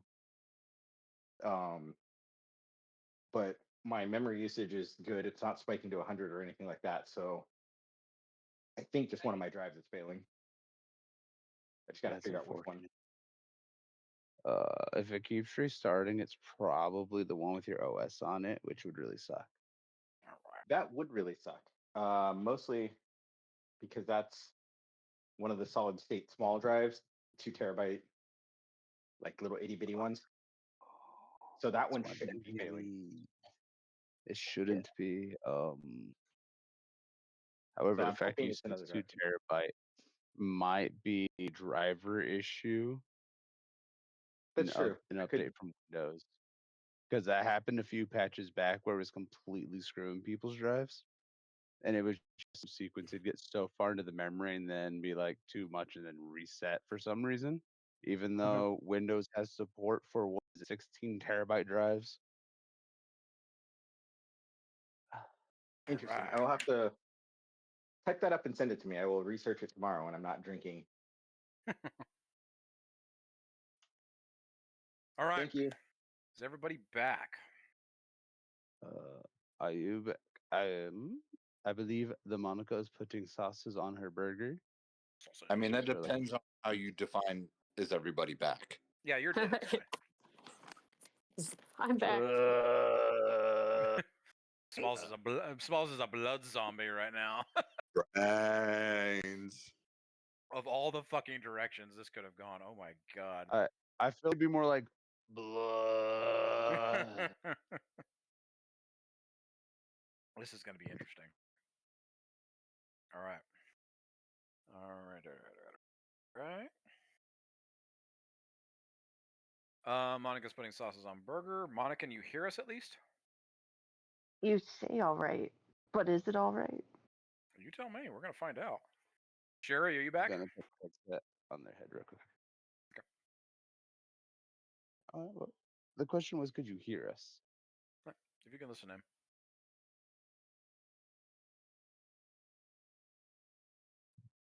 Yar. Let's just get a quick. Okay, we got Yes. Argus, we got John, we got Smalls, we got Malin. I heard Pico.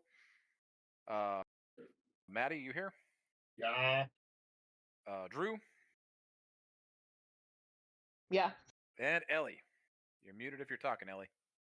Right here. All right, there we go. With that, let's jump back into it. All of a sudden, the counterweight comes crashing down, obliterating the golem, sending the hammer flying against the room. Other parts of it scattered throughout, and it just continues to hammer down every 6 seconds. Bam, bam, just sundering this thing. And you all take stock of what just happened. This battle with this giant automaton. You all, many of you, most of you, can considerably fucked up. And then you take stock in realizing that what happened to Smalls, what just took place, and what is now standing before you, this congealed mass in the form of that was Smalls, this lumbering mass of flesh and blood and sinew and cracked bones, this blood zombie standing prominently next to Drew. Argus, as you take stock of everything, you realize that you need to get back. If you're going to try and complete this thing, you have to get back into the conveyor line at back where you started. Yeah. But now you have a better idea of what you have to deal with. But all of the rest of this is now in front of all of you. Who wants to go first?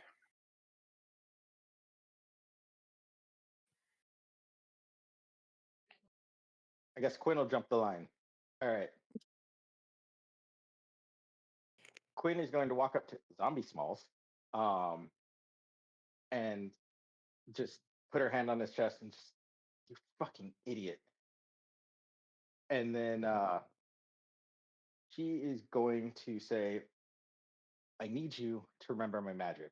And she is going to try and revivify. 4th level. You still have a slot left? I do still have a slot left. Oh. I have a slot left and 2 diamonds. Holy shit. I don't think Smalls takes a diamond because he is a zealot barbarian. Oh, he is. I forget about that. Yes, I'll I pour my diamonds He's into the it too. cheapest one to res. Quinn can technically revive Smalls without any kind of anything. Has died of I the spell cannot I feel return a like this creature is to life that has died of old age, nor can it restore. So here's the thing. This says nor can it restore any missing body parts. So we're at a bit of a weird impasse here. Smalls was obliterated by the counterweight. He was mush. Organs But Drew has reconstructed him as a blood zombie. So he is technically in his form. Oh, So I'm going to leave this up to a group consensus here. Revivify will restore life back to the amalgamated mass that is now Smalls, this blood zombie. That's The question is, do you want to? Or how do you want to go about this exactly? oof. Quinn, you hesitate in this moment. You realize that your magic can restore this, and you've seen and done this before.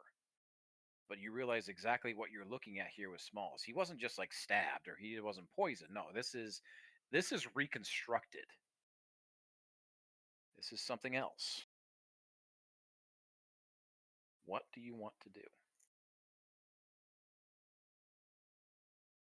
So this amalgamation, you said he already still has broken bones and splinters and stuff like that. So he's not like perfectly recreated, right? He is far from perfectly recreated. No, he is a bloody mass of zombie-like flesh that has been congealed under Drew's magic.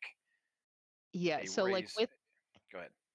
with the spell, he's basically a magical skeleton with some goo. He technically has flesh. Technically has flesh. Okay. I Is think this I like think we should technically try it. is this technically has flesh like Drew technically has flesh, or is this just like it probably could be flesh, but this isn't probably where it came from? No, it's all his flesh. Okay. Oof. He's a very All right, Drew. different kind of undead than I am. Here's the thing. I also have Revivify. So if you don't do it, I'm going to ask for one of your diamonds and I'm going to do it. Yeah, but he has to remember my magic. That was totally the deal. That's okay. Uh, oof. All right, group. We have to help decide this because I am. What are our thoughts? Smalls, what are your thoughts? Wait, you're dead. Everyone else, what are your thoughts? Balls don't get a vote. He's dead. So Ellie's going to walk over to Quinn and say, he, there's no way he would want this. You know, he told Maddie to look for somebody to take care of his kids. What if his kids see him? It's like, this is not what Smalls would want. Is this what you want to hold at night and hang on to and love on? It's like and Ellie turns over and just throws up. You have to think of what Smalls would want.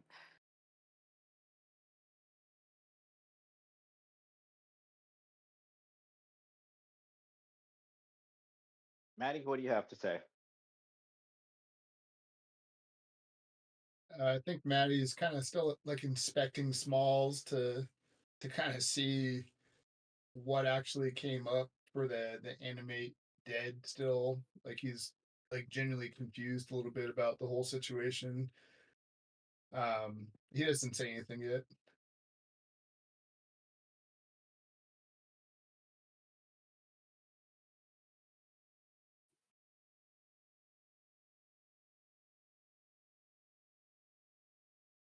Is Argus with us? Yeah, Argus is with us. Yeah.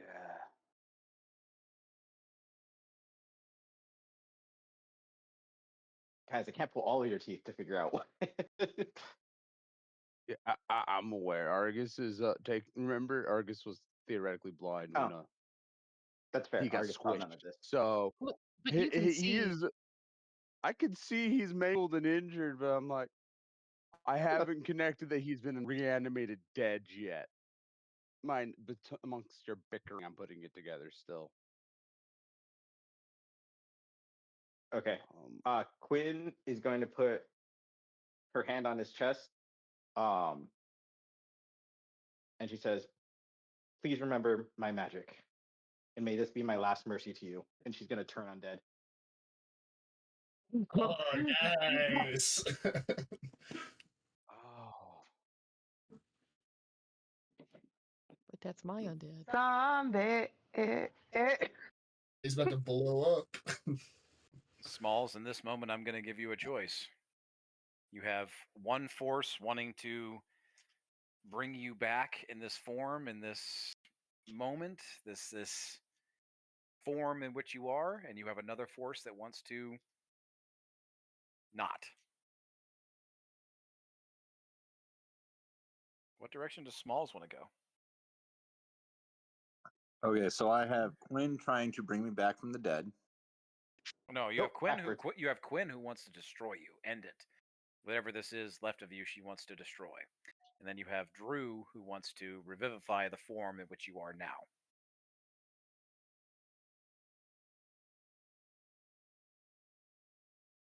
We can get you to a doctor. Hold on. I'm gonna use the dice that Sherry gave me. Oh, While I was, are we doing a luck roll with the Sherry dice here? I'm doing a luck roll on my own, where it is not on the app, and I want to see what this dice tells me. Okay, let's clarify. What is 1 through 10? Is that like, what 1 through 10, and then 11 through 20? What does each one do? I will message you specifically there, Marshall. Okay. I just have to find the 20 die. There it is. Oh boy, this is gonna get fun, and I will leave. I'm gonna go ahead and let you guys hear the dice hit the table. I was gonna say, can you record, like, do the video option on Discord? Ooh, yeah. Record it with your phone. Somebody record it. Nope, I'm not sharing this. Okay. Boo. Boo.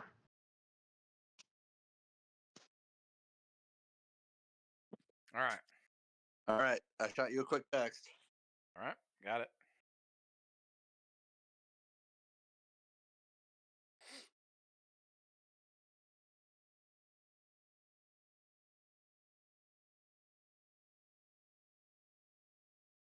Okay.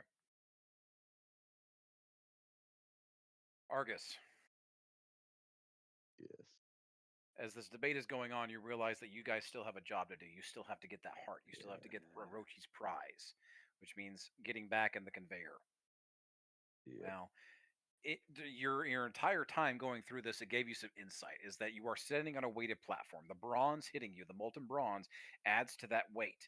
It's basically dropping to every stage you go through adds to that weight or adds to a stage that when you get to the heart, you're going to have a better chance of reaching out and grabbing that thing. So, by denying yourself all of the damage, you still have to get to the end and you still have to make a DC 10. However, if you go through all the stages, you have a better chance of just lowering that DC. Or just automatically getting it, possibly, if you go through all the stages successfully. Each stage is a saving throw, a 1 through 20, or a DC 10, 15, or 20, which will lower the DC depending on which one you succeed with. But you have to choose which one you're going after because it chooses how long you're going to stay in there. You know that you're going to take fire damage. You know that you're going to take ice damage. You're going to take force damage because you went through the drop, or you went through the molten bronze, you went through the dip, which was like pressurizing you, and then you went through a cooling stage, which was cold damage, and then you had 2 preparatory stages basically. So you can go through this again. Somebody else even could too if you choose to. It's like, you understand how this process works. It doesn't take exactly an automaton. It just takes somebody standing on that platform going through this. So, what's going through your mind? Are you ready to get back up there? Or are you going to wait until everybody discusses what's going on here and then try and figure out who can buff you, who can help you? What do you want to do?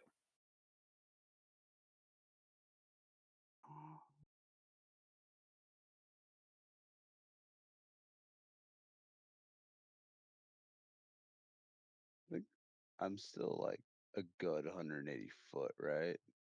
Yeah, it's like we're out of combat now, so it's like you can freely move at this point. Yeah, my brain was trying to roughly estimate whether it'd be time efficient to just keep walking and just tell people I plan on going through it again. Whether or not they want to assist me or not, well, I was the one who's chosen for the job, so I might as well get through it. I'll touch Argus for guidance. Put guidance on? That Okay. is a D4, yes. D4. And we're out of combat, which means I get to use the non-accursed dice. All right. And Ellie's going to give him bardic inspiration. You can do this, Argus. You got a bardic that you can use on one of your rolls. And that'll How many- be a D4, or is it Ellie's a Six. D6 now? Oh, nice. I get to use the old set of dice, too. And if you want to top off your health, and it's like you realize like I'm gonna go back through this thing, I might want to fully prepare for this I thing. only took 3 damage to my actual HP because I had Armor of Agathis on the first run through. Okay. If you still got that, if you want to try and use that to counteract some stuff later, you can. You just realize that if you use your cube to completely negate the damage, that it basically rolled Yeah. everything off of the weighted platform. Yeah, I also don't have enough charges for the cube. All right. But I got 2 spell slots for Absorb Elements, so if need be, I can at least reduce how much damage I'm taking. All right. As you kind of like going through this, and Pico's over with you, kind of disconnected from everything that's going on. Smalls, you there? Thanks. Quinn puts her hand to your cheek. What do you want to say? Quinn or Smalls? Smalls. I'll give you a moment of clarity as the light connects, as Drew also approaches and puts his hand on your shoulder, and Quinn has her hand to your cheek, and these opposing forces are kind of combining here. You have a moment of sentience, you have a moment of clarity here, and you have the opportunity to say something, the opportunity to. What do you want to do? What did the dice say that you wanted to do?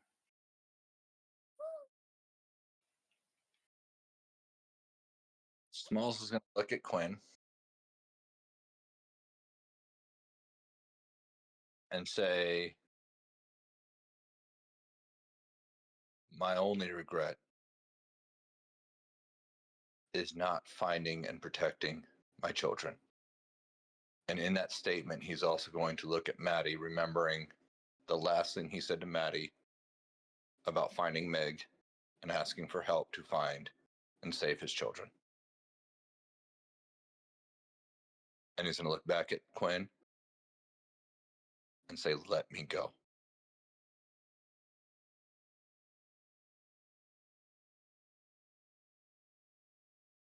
And let this be goodbye. Quinn, your touch, the light, the moonbeam, I guess you could say, overpowers the pull and the desire of Drew to keep him here on this plane in this form, and he begins to flash away. Think of it like when Thanos snapped and everybody just kind of dissipated. Smalls just begins to disappear. No blood, no mass. Just turned. And Smalls ceases to be.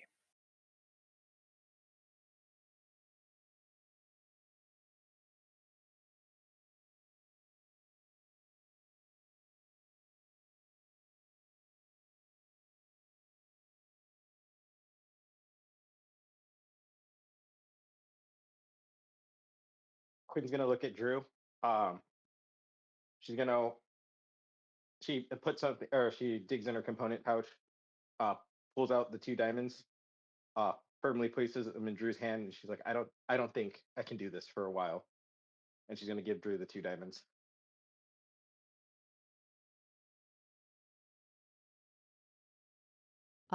I'm going to take the 2 diamonds, and I will not say anything else.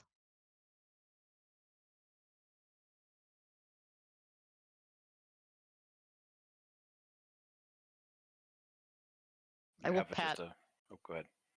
I'll like pat Quinn's hand as I take the diamonds, but I'm not going to say a thing. I won't look in her eyes either. Thank you for trying. It was totally good to at least say goodbye.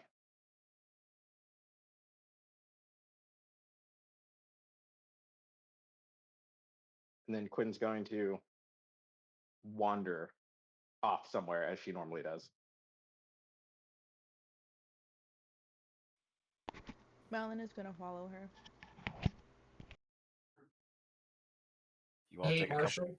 Go ahead. With Smalls dying and him officially giving the request to Maddie with his kids and Mig, I think the Blood Oath coin that I gave him would actually come back to me now with the request on it. That's Yeah, something that I would it have. it magically reappears to you. Okay, and then that oath is actually probably a part of it now. So Yep. So we'll dive more into like inventory stuff here in a bit, but for the sake of this, you all take a moment to kind of rationalize and come to terms with exactly what happened. But many of you, it snaps back pretty quick. Like we're still here. We're still in a place that we are not safe here. We have a job to do, and Argus is quickly positioning himself to get back up into the conveyor.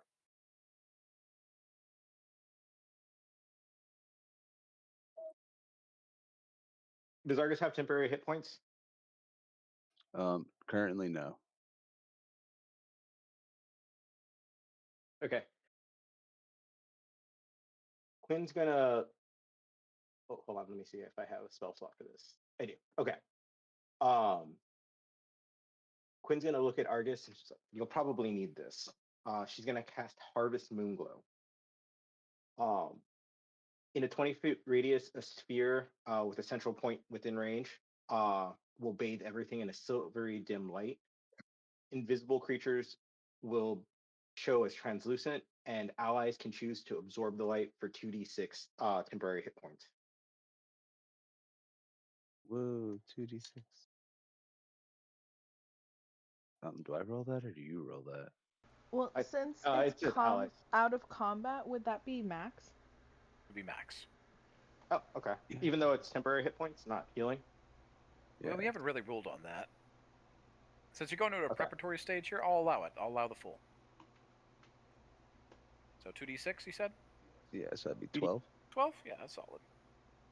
And then everybody else, you can take an action to absorb the hit points as well, if you so Okay. choose. I will do that. It kind of looks like snow falling. Yeah, kind of looks like snow falling. So just get some on your Frozen tongue or fallen tears. something. Wait, to absorb, Someone's like, gonna what do you go. mean, to get health back, or? To get temporary hit points. 12 temporary hit points. Can we Oh just my walk up God. under the snowfall? Basically. Yes, Pretty much. It's Right, 12, you and said? it's 12. Yes. Mm-hmm. I'm gonna say that these are a combination of the ashes that are smalls at this point too. Damn. Oh, gross. I'm Perfect. down with it. Damn. I'm totally That's down. the first time That's I've why inhaled. that's why I'll before give you the using full my 8 allies. points. As Smalls is offering the full. Smalls is being used to power this, so you guys get 12 temporary hit points. So Argus, 12 temporary hit points. You have guidance. You have a bardic inspiration. Yep. What else?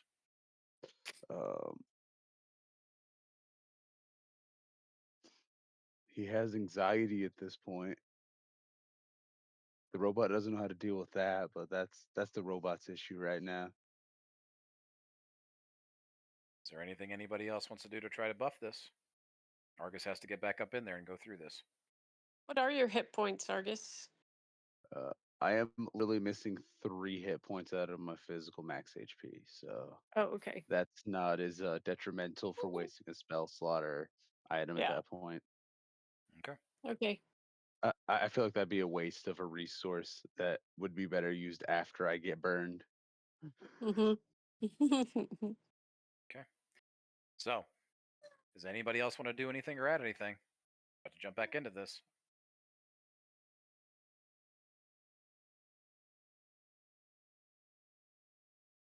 I don't have any buffs to give myself, so Argus, you quickly clamber back up and you position yourself in the next platform that is moving down the conveyor. You lock your legs in as you did last time, and you were on this weighted platform and you were getting ready to move down the line. We're going to go back into initiative order, the same as we had, but it's going to be a conveyor, and everybody else can, well, minus Smalls, and you got to take him out, because he's dead. And everybody else can choose to try to do something maybe in between turns here to try to help you out. But you can only do one thing, either a bonus action or an action. So let's see what happens.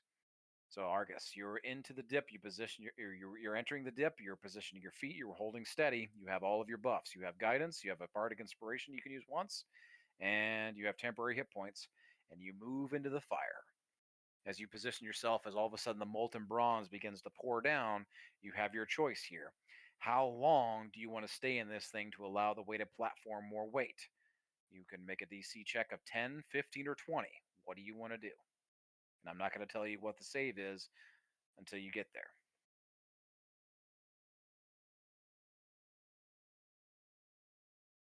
I feel like 15 for the first one. Taking 15? Mm-hmm. All right. Go ahead and make me a DC. You are looking for a DC 15. This is going to be a strength saving throw.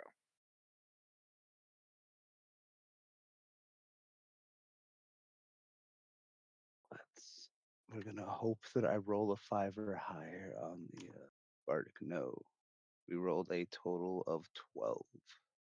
Okay. Even with the Bardic and your guidance?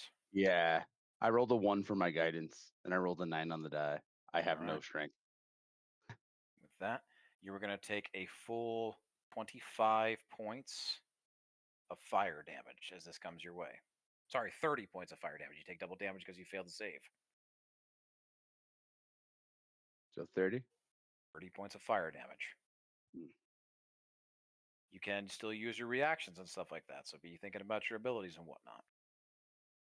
But you have made it through the second. You've just taken full damage from it.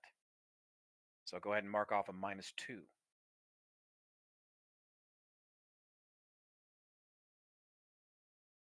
You move into the third stage.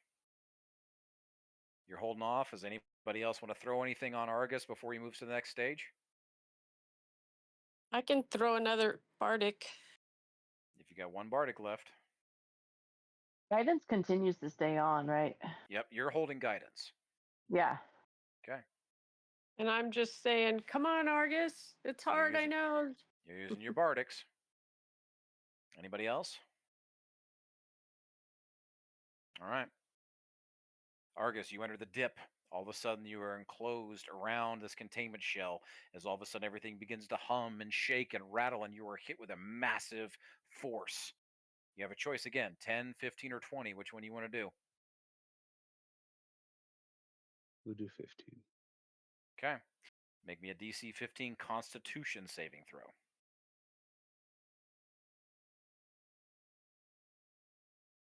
That's 23. Nice. Without Bardic, so I get to hold that for the next one. Okay. You take 15 points of force damage as all of a sudden you are shaked and rattled as the bronze is beginning to move around your joints and your systems, begins to encode yourself. You feel as if you're beginning to cast yourself a second skin going through this process.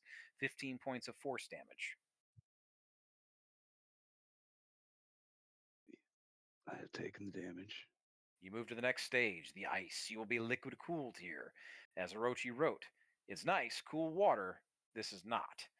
It's going to hurt. You get the idea. I need you to make a 10, 15, or 20 save here. What do you want to do? We'll do 15 again. Okay. DC 15, this will be dexterity saving throw.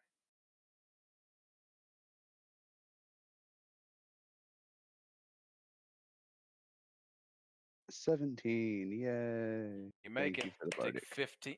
Beautiful. 15 points of cold damage as all of a sudden you feel the bronze begin to harden and case across your joints. You are now engulfed in bronze. You are shining brightly. 15 points of cold damage. You still up? I am still up. Beautiful. You move to the last stage, stage 5. This is the heart, the prize, the ruby, the thing that Orochi is after. You have, see here, you have gone through 3 stages, all passing the 2.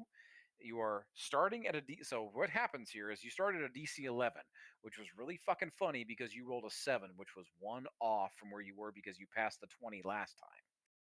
If you had got an 8, you would have got the heart. So you have lowered it by 6. Your DC on this is a DC Wisdom 5, as all of a sudden the heart opens up and bam, you are hit with all of these memories, these passing, these moments. 1,000 years of everything is passing through your head. Flash, flash, flash, flash, flash, flash. Thousands upon thousands of images all at once. You have the sense to reach out and grab this thing in front of you. You have a DC 5 Wisdom.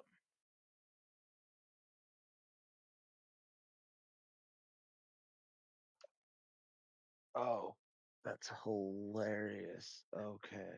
Oh, fuck that. I'm going to use my inspiration. Thank God. I rolled a nat 1. Oh my god. And then I rolled a 4 on my guidance, which still is a 2. Yeah. Oh. Oh, thank God. Okay, we got a flaccid 20. Flaccid 20. Well, As it's a all of a sudden Argus 19, begins to but shake still. and feel as if he's not going to be able to hold on to this, and he reaches out and his bronze skin encases himself, and he collapses out and he grabs the heart with all of his might and rips it off of the mantle, and sparks and fire erupt all over the place. He begins falling off of this platform 20, 30 feet. Argus, you take another, I'm going to call it 15 points of bludgeoning damage as the explosion erupts in front of you and you fall back to the platform approximately 10, 15 feet below you, and bam! The now incredibly much more heavier sounding thud of Argus hitting the ground, encased in this bronze, slides across the floor, clutching this How heart. much damage this was that to the floor, 15. by the way? 15 altogether. Yay! I'm still alive. And bam! You hit the ground and sliding across. Heart in your hand. As all of a sudden, what you're holding here, all of a sudden it was pretty massive, about the size of a basketball. And it begins to shrink and shrink and shrink until it's about the size of your fist. And you are holding this giant pulsing ruby. You have taken the heart of this forge. Kalima. You are also noticing when you start to stand up, like you're still up, right? Full, like you haven't gone down. Yeah, I still have 9 physical HP left.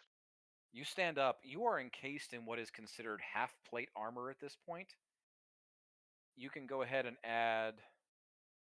What was this called?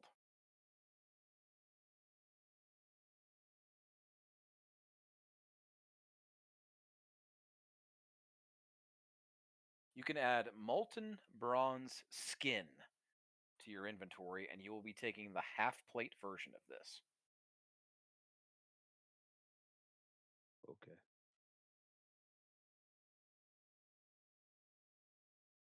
And you can also add forge heart to your inventory as a custom item. You have what you came for.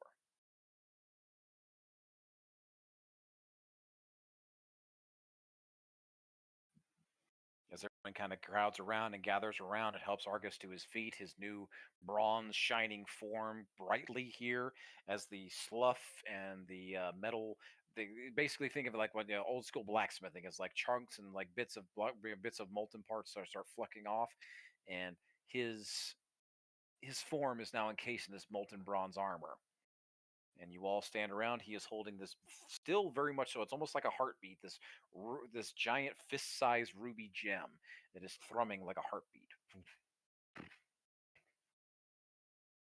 And you're all standing in the middle of this forge.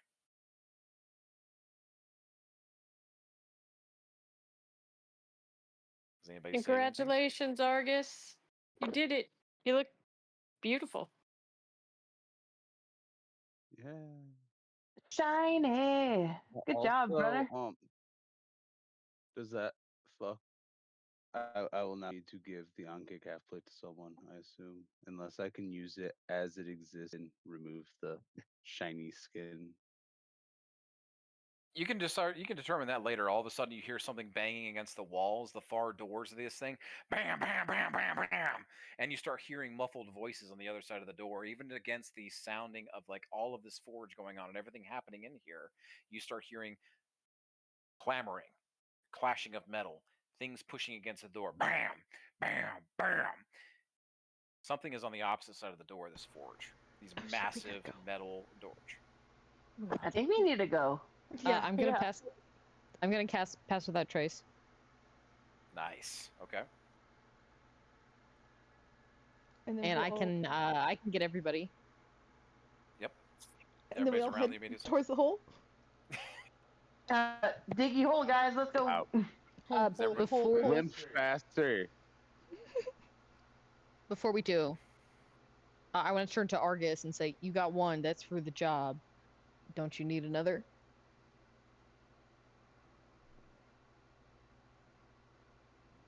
Yes, no, yes. I'd rather us get out alive at this moment. Whatever you need. Let's go. Argus, I want you to make me an intelligence check, and you can do this at advantage.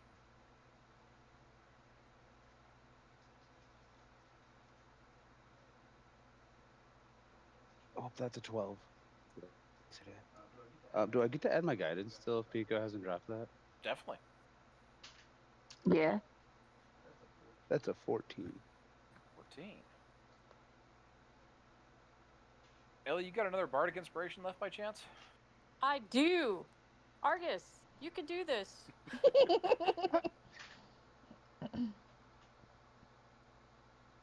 Argus, that puts you above a 15. You are standing in a room. It does. I rolled a 1. You rolled a 1? I did. That automatically puts you above a 1. I was going to use it. You're standing in a room with something else that is fueled by a heart, as you realize that the golem. All of a sudden, bam, bam, bam, the doors are clashing.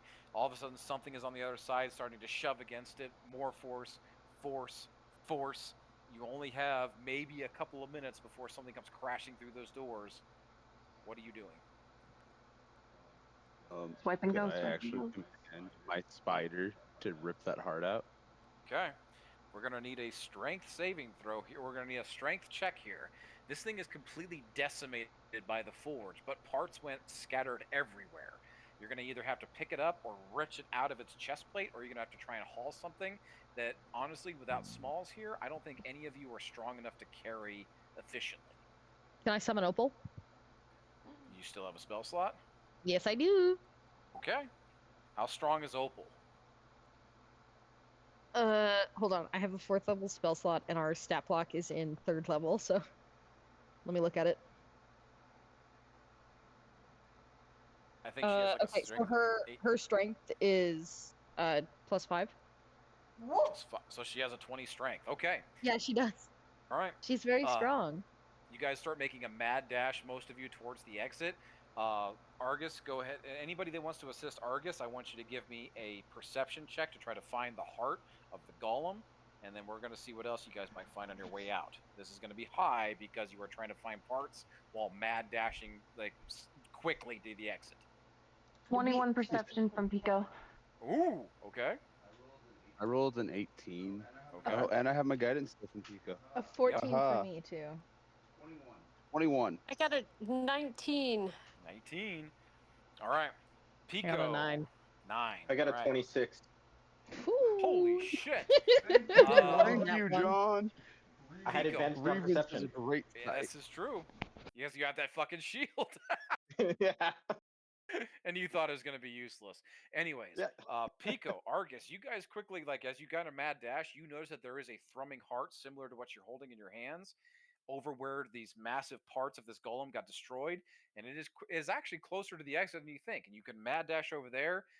Using Opal, you can put that thing on. And Opal begins immediately.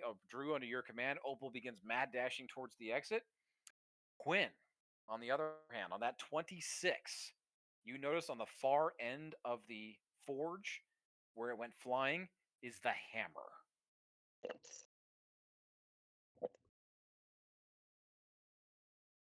Isn't it like a supersized hammer? It's huge. It's massive. Like, this thing could weigh hundreds upon hundreds of pounds. But you notice that the arm of this automaton is still just basically against the far wall. You find it. You cannot lift it. The bear is already hauling that heart and heading towards the exit.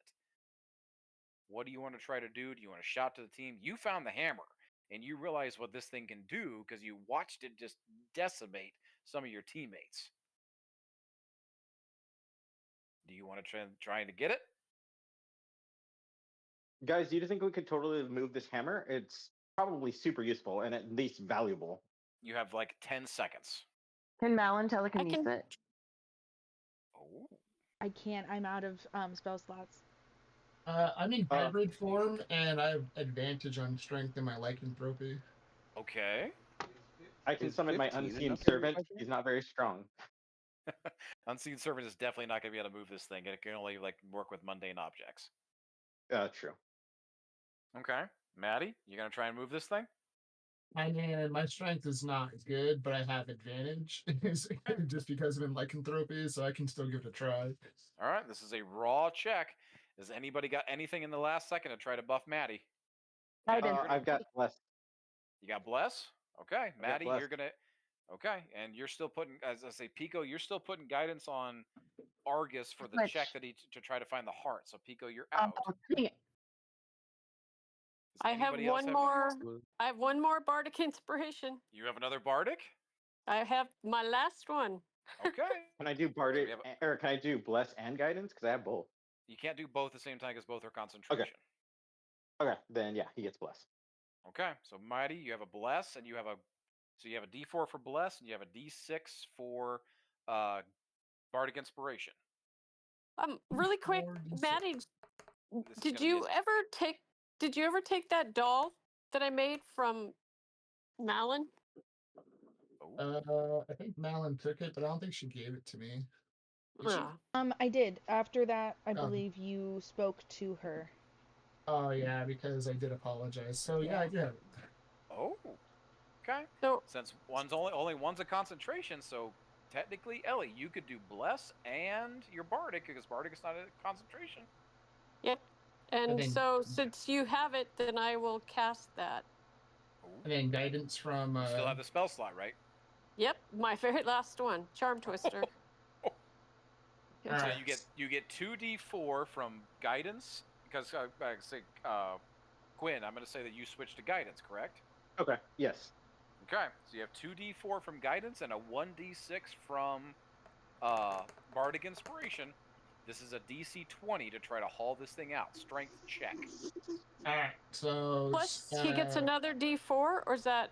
He has 2d4. He has 1d4 from bless, 1d4 from guidance, and a 1d6 from bardic inspiration, and he's rolling at advantage to try to haul this hammer out of here.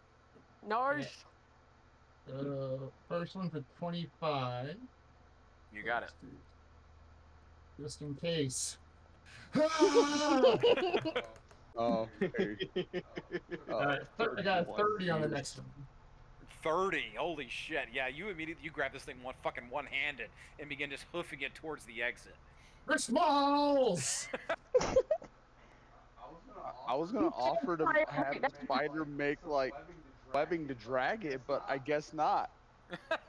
I just felt so inspired by everyone in this moment. Everyone was cheering me on.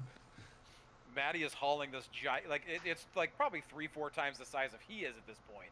Well, no, you're pretty big as your lycanthrope form. Either way, you are just like up over your head hauling this giant hammer with the arm still attached and moving it towards the exit. And you all make it towards the hole and begin charging your way up. And it only takes a matter of seconds before you start hearing things crash behind you. Bam, boom, and the doors start swinging open, and you hear the clamor of armored footsteps crashing into the forge. You guys make it back up to the top. Is there anything you want to do to try to seal your path or close off behind you? Because you got about 6 seconds to make a decision. Maddie, you're hauling this thing. You can't do anything. Quinn, Well, you're concentrating on spells.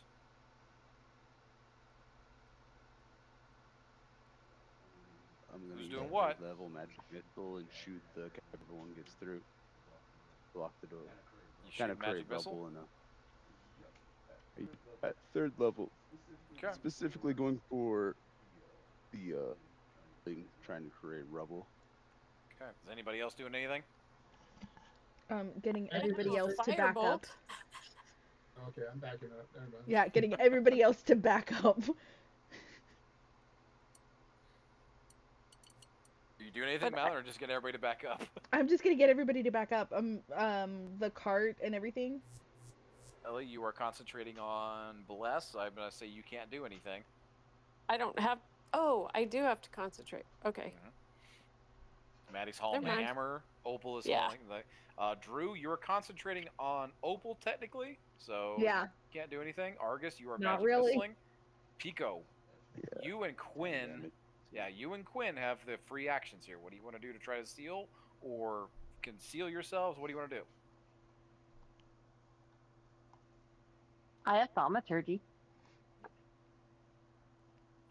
Okay, thaumaturgy. What do Can you I want make to a do? what? An illusion with that, maybe? I don't know what to I don't think I have a Um, reaction. I was using guidance. That's true. You were holding guidance, so you don't have anything. Yeah. Pico. Comes down to you. I'm You want to attack? You want to use a spell? You got ability? What do you want to do? looking. Can I thunderclap to try and maybe get something over the door Oh, or hell yeah. like to barricade? You're trying to use Yeah, if combine you with Argus to want collapse the to. tunnel? Yeah. Fuck yeah, Thunderclap is a perfect use. I also have a I'll let- question. Mhm. Would I be able to use dead aim to find like weak spots in the rocks and then like hit there? Ooh. Because it's a bonus Not- action for dead aim. It's And not it really just an says that organic creature. yeah, I'll let but you- it helps I'll with let you- vulnerable points. That's fair. I'll let you. You know what? I'll let you use it for either Argus or, well, Pico. Thunderclap doesn't Thunderclap do full damage to things that are not like inanimate objects like doors and shit? Yeah. Yes, It'll be it does. 12. Okay, let's do full So, damage then. Whatever you a want to fun do. thing. If you have a spell slot left over, same with you, Argus. You guys are both rolling at max damage here. Magic missile and thunderclap to collapse the tunnel. Let's get full damage. What do you got? Combo attack, yes. Actually, even better. Can I retcon that and use my Thunder Pulse gauntlets? Ooh. Just because it's thematically better. Yeah, Mhm. you and Pico teaming up to thunderclap and thunder punch. Like the we'll fuck out of use the the tunnel. gauntlets to focus the energy walls. Thunder fuck the tunnel. Go for Can it. I use my Tyrannosaurus Rex Yeah. basically to add bludgeoning sort of like Sure. smash to You know, it? this is getting fun. Just combine everything together. Let's get some damage rolls going. And then I'll give whatever bonus I can give to Argus. Okay. Are you both rolling at? You guys are both rolling at full damage here. Just give me full damage on whatever you guys are doing. I got okay. So with that then that would be 28 To get from the mouth. damage. 28. Yeah. Argus. That'd be a total of 13 points of damage. Let's fucking go. Um, You know what? Give me. plus whatever Malin's bonus was. So It's full damage. Whatever you're rolling. Yeah. okay. Well, that was just max damage of what my dice are. Okay. So 13 combined with Pico's what? 28. Yeah. Yeah, I wanted 25 out of this. So bam, boom, bam. You know what? Okay. Describe to me exactly what you both are doing. Let's have some fun with this. Pico and Argus teaming up with thunder attacks against this tunnel to try to collapse it behind you guys. Malin is like quickly ushering everyone back to their side. And you guys are like getting everybody to safety and getting ready to collapse this tunnel. Arrow and Flynn are standing there, still defending the wagon, and just like watching as you guys come pour out of this thing. Go. What are Argus and Pico doing? I hear the cries of Maddie going, first rolls. I go like, you're right, first roll. Come on, Argus! And I'm just gonna run ahead and use my axe over my head and try and do that. That's what Pico's yelling. Argus. I'll go ahead and swing at like the left wall and just hit the wall as hard as I can. Just because I don't think thunder gauntlets to the ceiling is a smart idea. I learned my lesson last time. Just fucking Argus gets ready to haymaker this tunnel. All of a sudden, from the bottom, you guys start seeing, you look back at this half second, you see Marzenstein military elites start pouring in through here, and one of them looks up the tunnel, following behind you guys, and he shouts up, "Stop! You violated the law!" And all of a sudden, the tunnel collapses behind you guys in this like eruption of rock and dust, and as you None go of it back was up at the top. flammable, right? What's that? There wasn't any sulfur in those walls. Doesn't seem to be any sulfur in the walls, just a collapse Good. of rock and dust. And you guys are back up at the top of the fucking tunnel, in the mines, deathly quiet, as the dust begins to settle, and you all are standing here, prize in hand, a massive hammer in hand by the lycanthrope beast form of Maddie. Erlen Flynn next to the wagon, defending, both oxen still alive, but one short. Big butt. We Smalls need to is no go. longer with you. This is gonna And be. that's where we're gonna end the session.